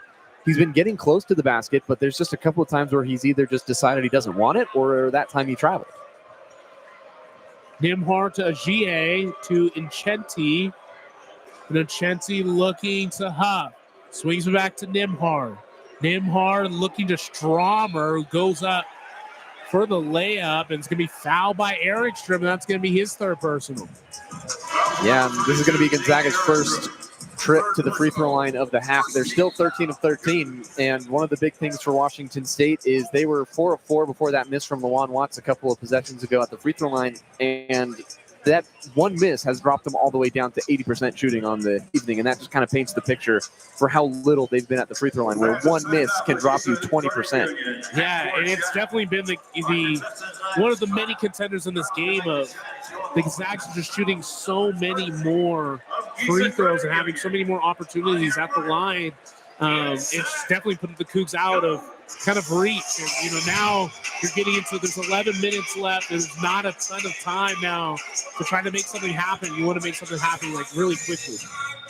Absolutely want to make something happen quick, and they're running out of time if they want to do it. So your point that they have to do it quick is exactly absolutely spot on. And I imagine David Riley's trying to tell his guys just one possession at a time. You can't have there's no 21-point play, so you got to continue to play hard defense, and you have to continue to get shots to go. Right now, they're just not really even shooting good looks. They're just kind of forcing up these shots. Gonzaga's a good defensive team. Their defensive efficiency, they're ranked 42nd in the nation, so a top 50 defensive team, but it's not their best strength. So Washington State, their best side is on the offensive side, yet they're still struggling to put up points. Yeah, it's definitely been an issue for the Cougs tonight. And then also going back to their defensive opportunities as well. You know, the Cougs, they would hit a couple threes, and then on the flip side, just kind of letting these easy baskets go in. Huff just made that kind of easy 3-foot floater, and no one was really guarding him. He just kind of turned to the basket and just kind of threw it in. I know he's 6'10", but no one kind of really there on those easy possessions, and just kind of adds to this Zags lead. And then on the other side, you know, foul by Eric Trim now, you know, people are going to the line. Traumer's going to go to the line and shoot another 2. And the Zags being perfect from the free throw line, as we mentioned, has kind of been the kind of bane of the existence for the Cougs. So hopefully we can maybe get something going as we're about to end this timeout, kind of waiting for the first horn. The Zags in a very comfortable position. Up right now against 21 against the Cougs. 11:43 in this ball game as the cheerleaders and dance team are exiting the hardwood. And the Cougs kind of taking their time as the Zags are on the court ready to hopefully not put some more punishment on the Cougs. One of the hard things as a team to recognize is you don't have to shoot a three-pointer every time down the floor. Washington State just has 6 three-pointers made today, which is 2 more than Gonzaga has. But that's not the only way to come back into these games. It feels harder to just do it with layups, and it is. It's worth less points, but it's also tough to knock down threes when you're only shooting 33% from the arc. Yeah.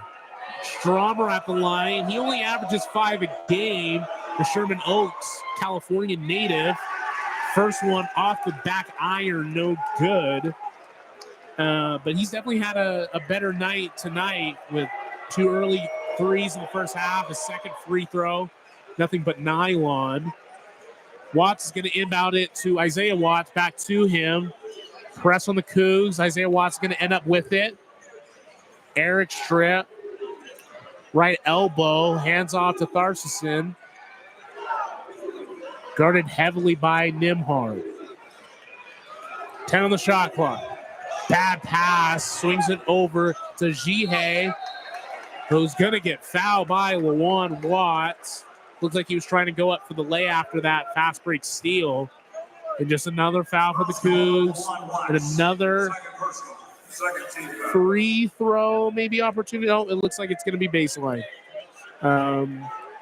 Dead ball foul. Hickman going to inbound for the Zags. Swings it way down on the other side of midcourt to Nimhard. Guarded by Isaiah Watts. Swings it back to Hickman. Hickman tries to carve into the lane. An easy lay, but it's going to be an offensive foul on maybe a Jihei. Or no, looks like Nimhard is kind of arguing to the ref, but regardless, an offensive foul going to be Cougar basketball. I don't know if you saw that better than me, but I think, well, definitely it was on Ajayi, and it was a really good call because it opened up the lane pretty widely. Yeah. So definitely illegal. Watts throws it to Eric Strip, looking for something to happen. Very stagnant Cougar offense. Lawan Watts back to Case Wynot is going to get the ball, just took it away from him. Isaiah Watts is going to end up with it, though. And a little great dump off. And dump off to Tharcison, who goes up for the lay and fouled by Nimhard, who's on the ground right now. He kind of jumped up and tried to block the shot, but he's on the ground. He got hit pretty hard. Nimhard went for a piggyback ride on Thrasserson. That's exactly what it looked like. He jumped up, was hanging on his back for a couple of seconds, and then fell really hard to the ground. So hopefully Nimhard's okay and he's up and walking around. But good pass from Isaiah Watson. It was a really bad turnover from Ajayi, who just kind of lobbed it up to nobody that resulted in that play. Thrasison, the first free throw is good. Cutting the Zags lead down to 20, with that second free throw being good. Stromer back to Hickman. A press by the Cougs. Double team back over to Stromer. Kicks out to Josiah. Hickman back to Stromer, waiting to set up the Zag offense. Stromer to Josiah. Josiah driving to the cup. Blocked by Eric Strip. Gonna stay Gonzaga basketball. Good block by Eric Strip, and he hasn't fouled anybody in a long time after we were talking that he needs to start playing the ball and not the body, and he's done just that. 10-17 left in the second half, 44-64, Gonzaga leading by 20. Nimhard looking for Jihei, is going to be fouled as he tries to drive to the lane. He's going to go to the line. Look to be the foul by... Number 32, it's on Eric Strip. That's his 4. Now getting the foul trouble, and Price is going to come off the Cougar bench and likely going to check in for him. Yeah, at this point, take Eric Strip out for a couple minutes, but probably got to put him right back in because he's a good three-point shooter, and he's just a good driver as well. You don't necessarily have to get threes, but Eric Strip's a valuable offensive asset. Jahi, first one rattles in. 21-point lead for the Zags. Price checks in actually for Lawan Watts. Is going to take a quick breather, but hopefully can get back in there quick, being the leading scorer for the Cougs. Having an interesting decision to leave Eric Strip in there and take Watts out, with Watts being the leading scorer and Eric Strip with 4 fouls. Jahi, second free throw's also good. Inbound Price over to Isaiah Watts. A lot of pump fakes. Why not's going to give it over to Thrasison. Thrasison to Price. Gives it back over to Eric Strip. Back to Thrasison, guarded heavily by Hickman. Thrasison, a nice dish over to Isaiah Watts for the mid-range J. Another 2 for the Cougs. Nimhard, guarded by Watts. Taking their time at Gonzaga with this large lead here in Beasley. Hickman, drive to the lane, no good. Should have been rebound by Why Not, but it's going to be deflected, but end up Cougar basketball. Now they'll get Eric Strip out of the game and put Okafor in for him. Ndidi Okafor not had really an impact in this game at all. So with Lawan Watts still on the bench, where's the offense going to come from? Thrasison going to end up with the basketball. Trying to get something going for the Cougs. He's going to drive to the cup. And for an easy lay, looking for maybe a foul and one opportunity. But he's going to put in another 2. Cuts the lead down to 22. His arm was being held on the drive. It was winging behind his body, and somehow he still got it to go. Great finish from Tomas. Battle at the scores table, trying to check back in for the Zags. Nimhard back to Hickman. Travel card on Nimhard. Down 18. Could they go on a run right here if they can just continue to get stops and continue to roll on offense? Yeah, I said 22, but no, the Cougs were so accustomed with them being down by so much, but down by 18 right now. A little life is shown as battle check back in for Gonzaga. Watts trying to make something happen. Hand off to Okafor. Looking for him again, but going to give it to Thrasison. Carving into the lane. Okafor's ended up with it. A nice post move. A spin to the left side. Okafor's going to cut it down to now 16, which we haven't seen in a while. 8:32 left. Cougs are down 50-66 right now. We're going to take a short break for this timeout that Gonzaga calls. You are listening to Cougar Basketball in Beasley Coliseum on KUGR.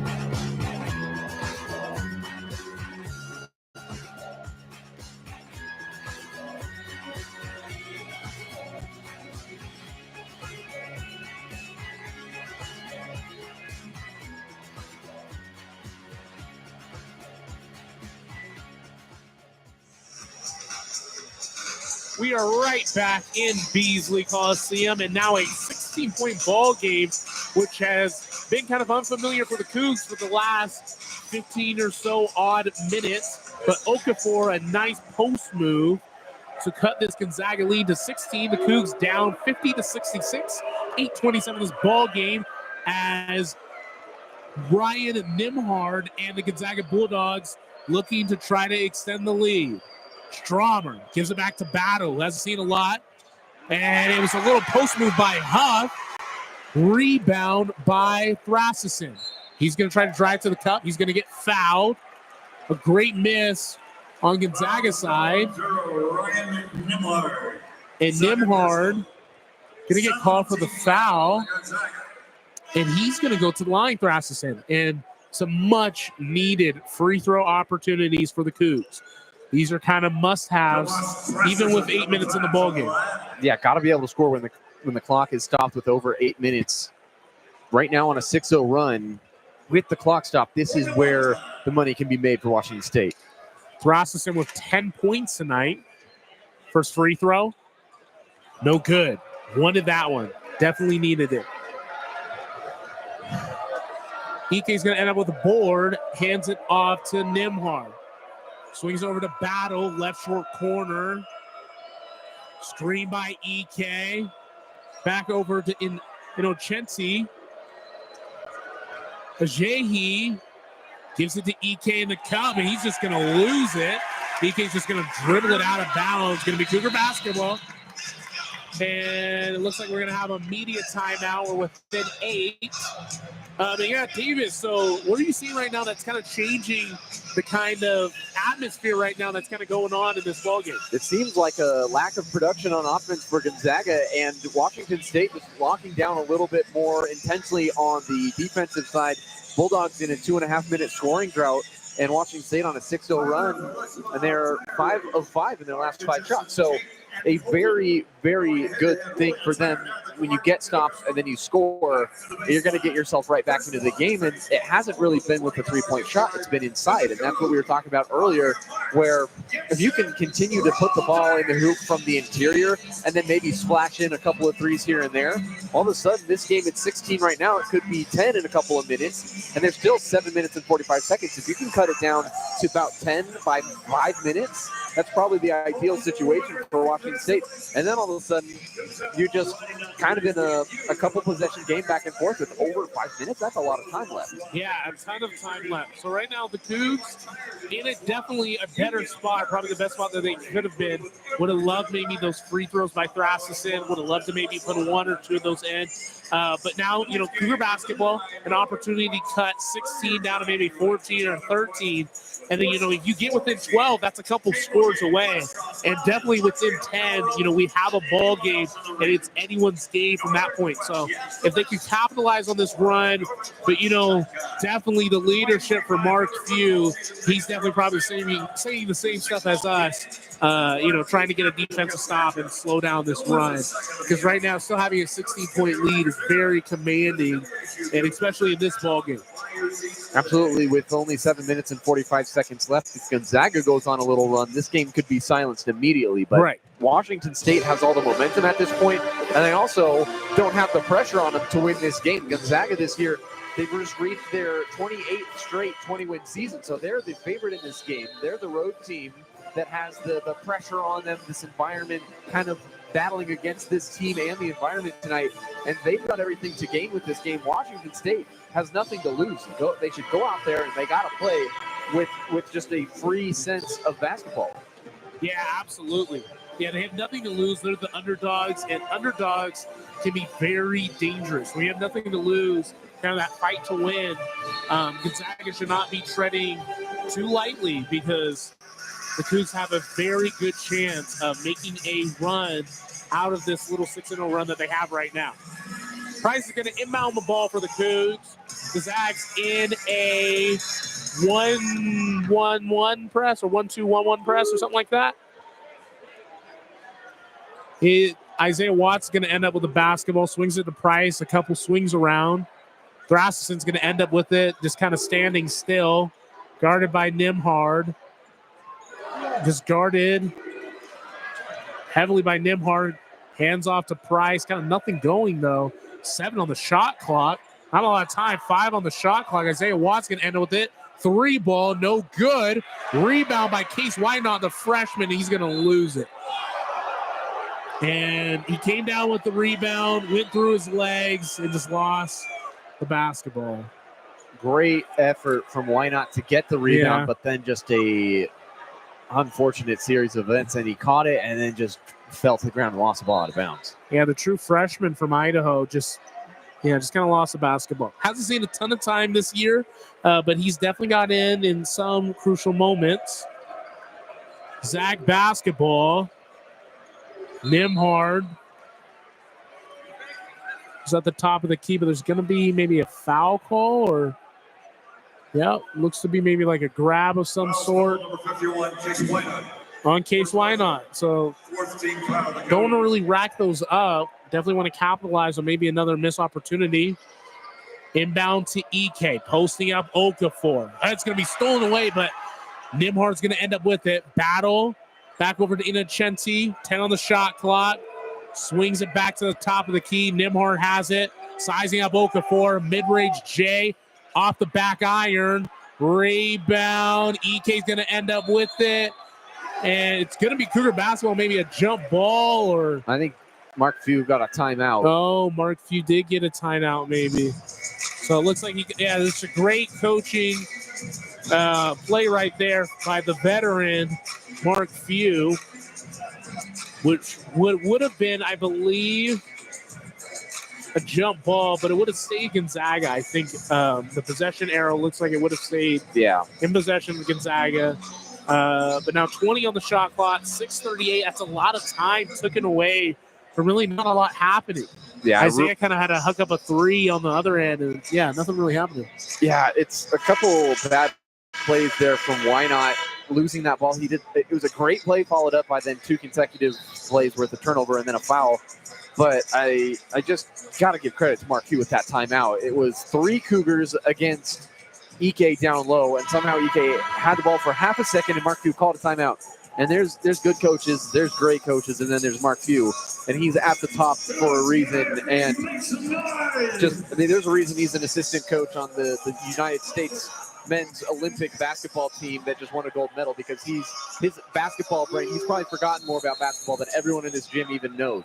Yeah, absolutely. Just been a part of the game forever. Hickman's going to hook up a 3 after the inbound, and it's going to go in and extends the lead to 19. 6:30 left in this ball game. Isaiah Watts, handoff to Tharcison. Tharcison looking to try to set something up for the offense. Okafor back to him. 15 on the shot clock. Gives it to Isaiah Watts on the right corner. Back to Tharcison. Pump fakes a 3. Why not? A 3 rattles in, and his first 3 of the night. And correct me if I'm wrong, that might be his first 3 as a Cougar, but I could be wrong with that. Him being the true freshman, he has not seen a ton of points. I know that for certain. Cuts the lead back down to 16. Nimhard guarded by Isaiah Watts, a near travel. Swings it over to Hickman. He's going to pull back over to the 3-point line. Back to Hickman, top of the key. Cars into the paint. Swings it EK, but going to be a shot clock violation. Going to be Cougar basketball. 5:30 left in this game, and the Cougs need to score some points quickly if they want to try to make a run out of this thing. Yeah, still down 16. We were talking that they need to cut it down to 10 by 5 minutes. They still got to go. Yeah, not a lot of sense of urgency. Isaiah Watts is kind of slowly moving up the court. Price top of the key. Guarded by Greg. Looking to Wynot. Price, 3 ball, no good. Rebound, Wynot. He's going to grab it this time. Resets the shot clock. Isaiah Watts. Little mid-range, 15-footer, no good. Another rebound. Price, 3-pointer, no good. Another rebound. Offensive opportunity. And the Cougs cannot get anything on 3 consecutive offensive rebound opportunities and cannot score. Wow. That is just, there's a lid down there on that rim right now, because So many great plays by Wynot in that possession. He volleyball swatted that one out, two-handed the Price, and they just another miss. And then Okafor got it, and he's 2 feet away from the basket and still couldn't score it. Goodness gracious. Wanted to capitalize on that. Now we're within 5 minutes. Dangerous territory for the Cougs. Looks like Eric Tripp and Lawan Watts are going to be checking back into the game. We're at the scores table. Nimhard to EK was looking for the foul as he went up for the layup. Going to be blocked by, it looks like Case Wynot, who's definitely contributed a lot of key opportunities for the Cougs. Going to stay Gonzaga basketball. Yeah, great block by Case Wynot.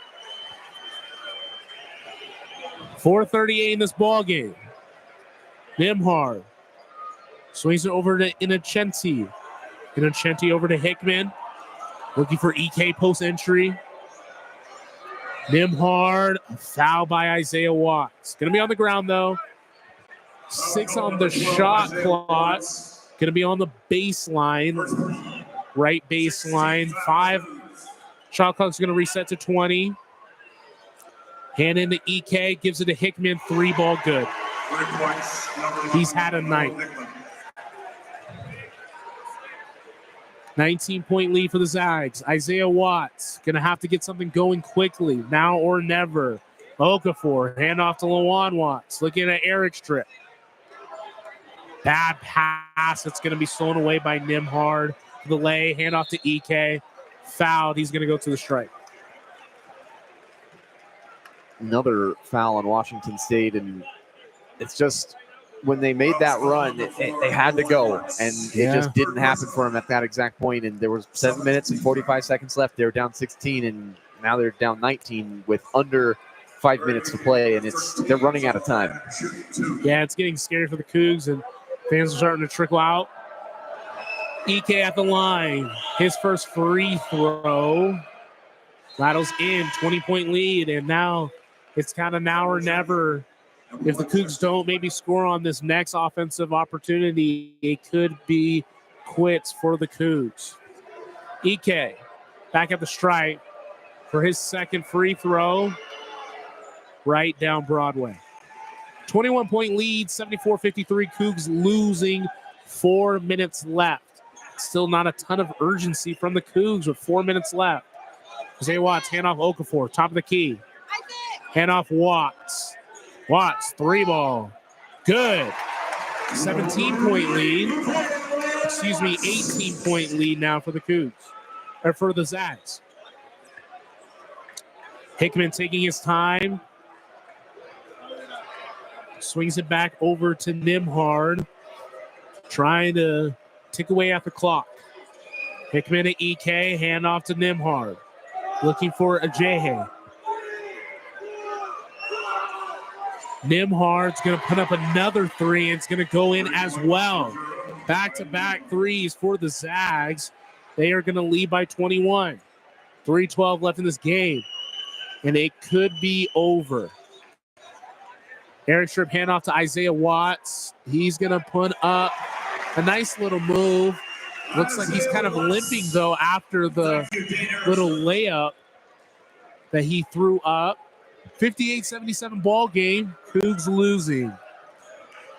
2:50, and it looks to be maybe do or die time. No look pass by Nimhard to EK, but he loses it. And it's going to be a timeout. We're going to have to take a short break right here. It's kind of looking dim for the Cougs. The Cougs losing 58-77. You were listening to Cougar Basketball on KUGR.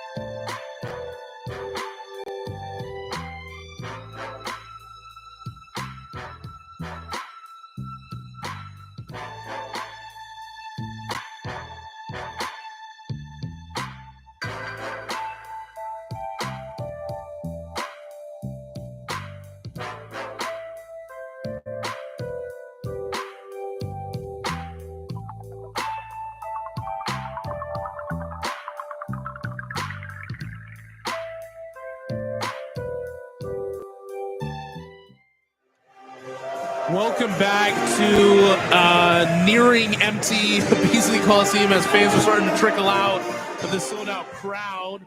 Wanted to talk a little bit about Gonzaga's offense. Nolan Hickman, the Seattle native, having 23 points tonight here in Beasley on Jack Frail Court. His season high is 24 points, and that's also his career high, so nearing a career high. So he's been a bucket tonight in front of the sold-out crowd, and it's definitely contributed to Gonzaga extending this lead right now. They're up by 22 points, only 2:46, and if there's any life left in the Cougs, it's kind of now or never, but it's nearing the point of it's pretty much over or nearing to be over if they don't get something going on pretty soon. They got to get anything going, and they made that run and they got it down to 16 with 7 minutes and 45 seconds left, but it's not been good in the last couple of minutes. Yeah, Gonzaga was kind of looking for the basketball, but EK kind of dropped it out of bounds. That led to now Cougar possession. Price, inbound, Calmes. Got to make something happen here. There's just not a lot of sense of urgency, which, I don't know, as a coaching staff, they're just kind of standing around here, like maybe giving up a little bit. Calme's going to swing it over to Lon Watts. Face it by EK, a mismatch. Driving into the lane. Looks like he's hit. He's limping. Lon Watts is limping heavily. Rasmussen has it at the top of the key. Hand off to Calmes, 4 on the shot clock. Calmes facing up EK. 3 ball, no good. Back iron, rebound. Ajayi. Yeah, somebody might need to just foul and get Lon Watts out of this game. He's really hobbled. He's hurting. Nimhard, guarded by Isaiah Watts. Hickman, dish off to EK and 1. EK's 17 total assists for Gonzaga. Now EK's going to go to the line. Eric Tripp's going to come in for the last 2 minutes of the ball game. And it's kind of looking like this could be the end, and probably is the final nails in the coffin, is now the student section, which has stuck around for nearly the entirety of the game, is now trickling out in a majority. Yeah, Gonzaga leads the nation in assists, number 1 in the country with 20 assists per game. They're at 17 tonight. It's been good ball movement from the Zags. EK is going to touch the back iron. Kind of a Don Nelson shot, touches the top of the backboard and then bounces in. And Isaiah Watts is going to end up with it after the made free throw. Rasmussen, top of the key, driving to the lane. Easy 2. 20-point ball game. 1:45 left in the game, 60-80. They should have done that a couple minutes ago. Just drive hard to the cup. Yeah, you're definitely preaching to the choir on that one. They should have been. Nimhard guarded by Isaiah Watts. Looking for Hickman, who's had a great ball game tonight. Hickman swings it back over to Nimhard. Right screen by EK, doesn't use his hit. Puts up a 15-footer. No good. Rebound by Innocenti. EK pump fakes a 3. A little dish off to Ajayi for the easy jam. 1:10 left. Zags up 82-60. And the game is going to be about over here. Rasmussen driving to the cup, trying to make something happen. And Eric Strip dishes back off to Isaiah Watts. Cross up, 3-pointer, good. But a day late and $1 short for Isaiah Watts and the Cougs. Now down by 19 within the final minute.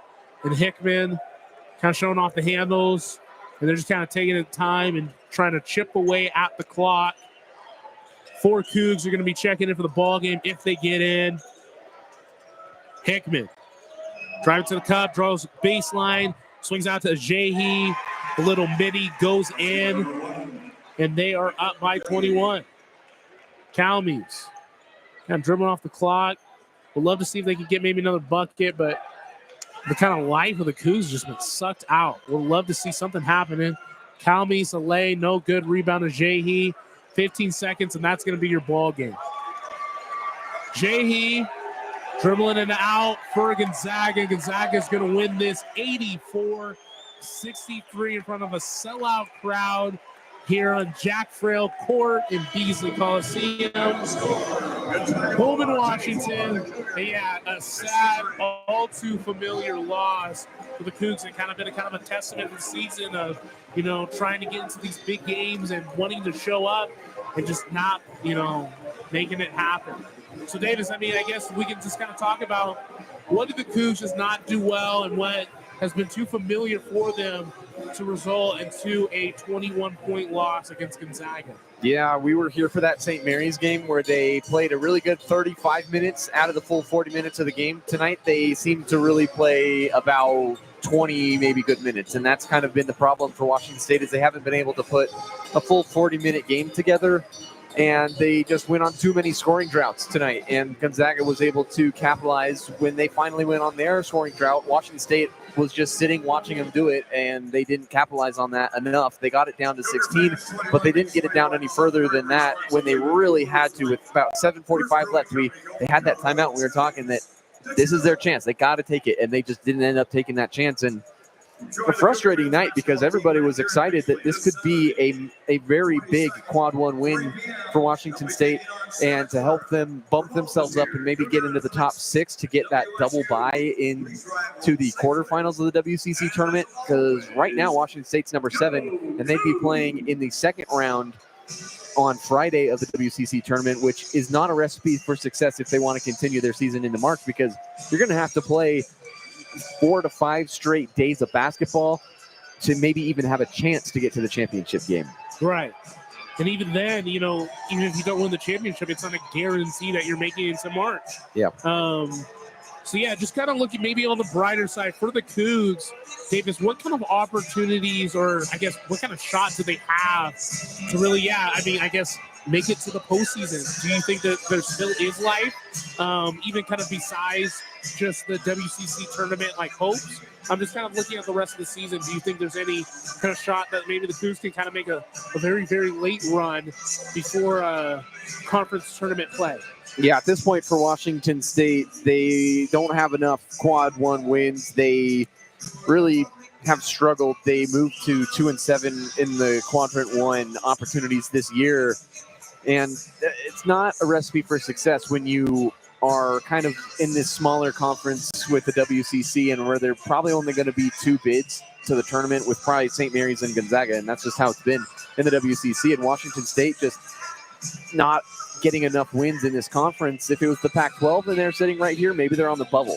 But because they're playing the WCC opponents and they're the net rank of number 95 in the country at this point in the season, it's pretty hard to imagine that this Washington State team is even on the bubble in anybody's ranking anywhere. The only way that Washington State can make the tournament at this point is by winning the WCC conference tournament, and it starts on Saturday when they take on Santa Clara to try to bump themselves up above Loyola Marymount right now, who is currently number 6. Washington State, the best they can do right now is finish at 6th place in the WCC. Yeah, it's definitely getting very scary for the Cougs. And then on the flip side, them being a rival Gonzaga, but also looking at the WCC side of things, Nolan Hickman had a great night. He had 23, and EK having a great night as well. What do you think Gonzaga has as kind of chances of not only, hopefully making the tournament for them, but maybe winning the WCC or maybe another matchup between the Cougs and the Zags? I think there's a sneaky good run coming from Gonzaga. They've been off the radar of the people for a while now. They were ranked 18th back in January when Washington State took them on in the kennel and played them pretty tough. Tonight got out of hand a little bit, but they played a really good game the first time, only losing by a couple, and Gonzaga's still 21 wins on the year. They are a very good team, and they're a legit contender. If they can get in at a 7 or 8 seed in the tournament, I could see them making a run maybe to the Sweet 16 the second weekend in March. They are a veteran team, and I think that goes a long way, especially nowadays in college basketball where a lot of teams have either freshmen or transfers that haven't played together. This team has played together a lot of minutes and a lot of games over the years. So I would expect Gonzaga to be able to make a good run coming down the stretch. The problem is, can they get past St. Mary's, who's had their number the last couple of times they played going back to last year in the conference tournament? Yeah, absolutely. Yeah, Gonzaga as well as St. Mary's, a lot of good WCC teams that it's going to be really interesting to see how it kind of pans out, and especially really fun when we'll be in Vegas to kind of see how it all pans out in the WCC conference tournament. Well, Davis, I think, that kind of wraps it up. An 84-63 loss to Gonzaga here in Beasley Coliseum. Davis, any last words before we sign off? No, I think just Washington State's just got to keep fighting. I don't think that this loss will, totally end their hopes of having, a fun season down the stretch. And the beauty of college basketball is it's just all about the next game. And then once you get to the conference tournament, if you win all your games, your season can continue. And so it's going to be an uphill battle for sure, but they're a team that can maybe go on a run. But they just got to play consistent basketball, and they got to figure out a way to play for a full 40 minutes. Absolutely. Well, we're going to sign off. Josiah Frings with Davis Hagen. You're listening to Cougar Basketball in Beasley Coliseum on KUGR. Thank you.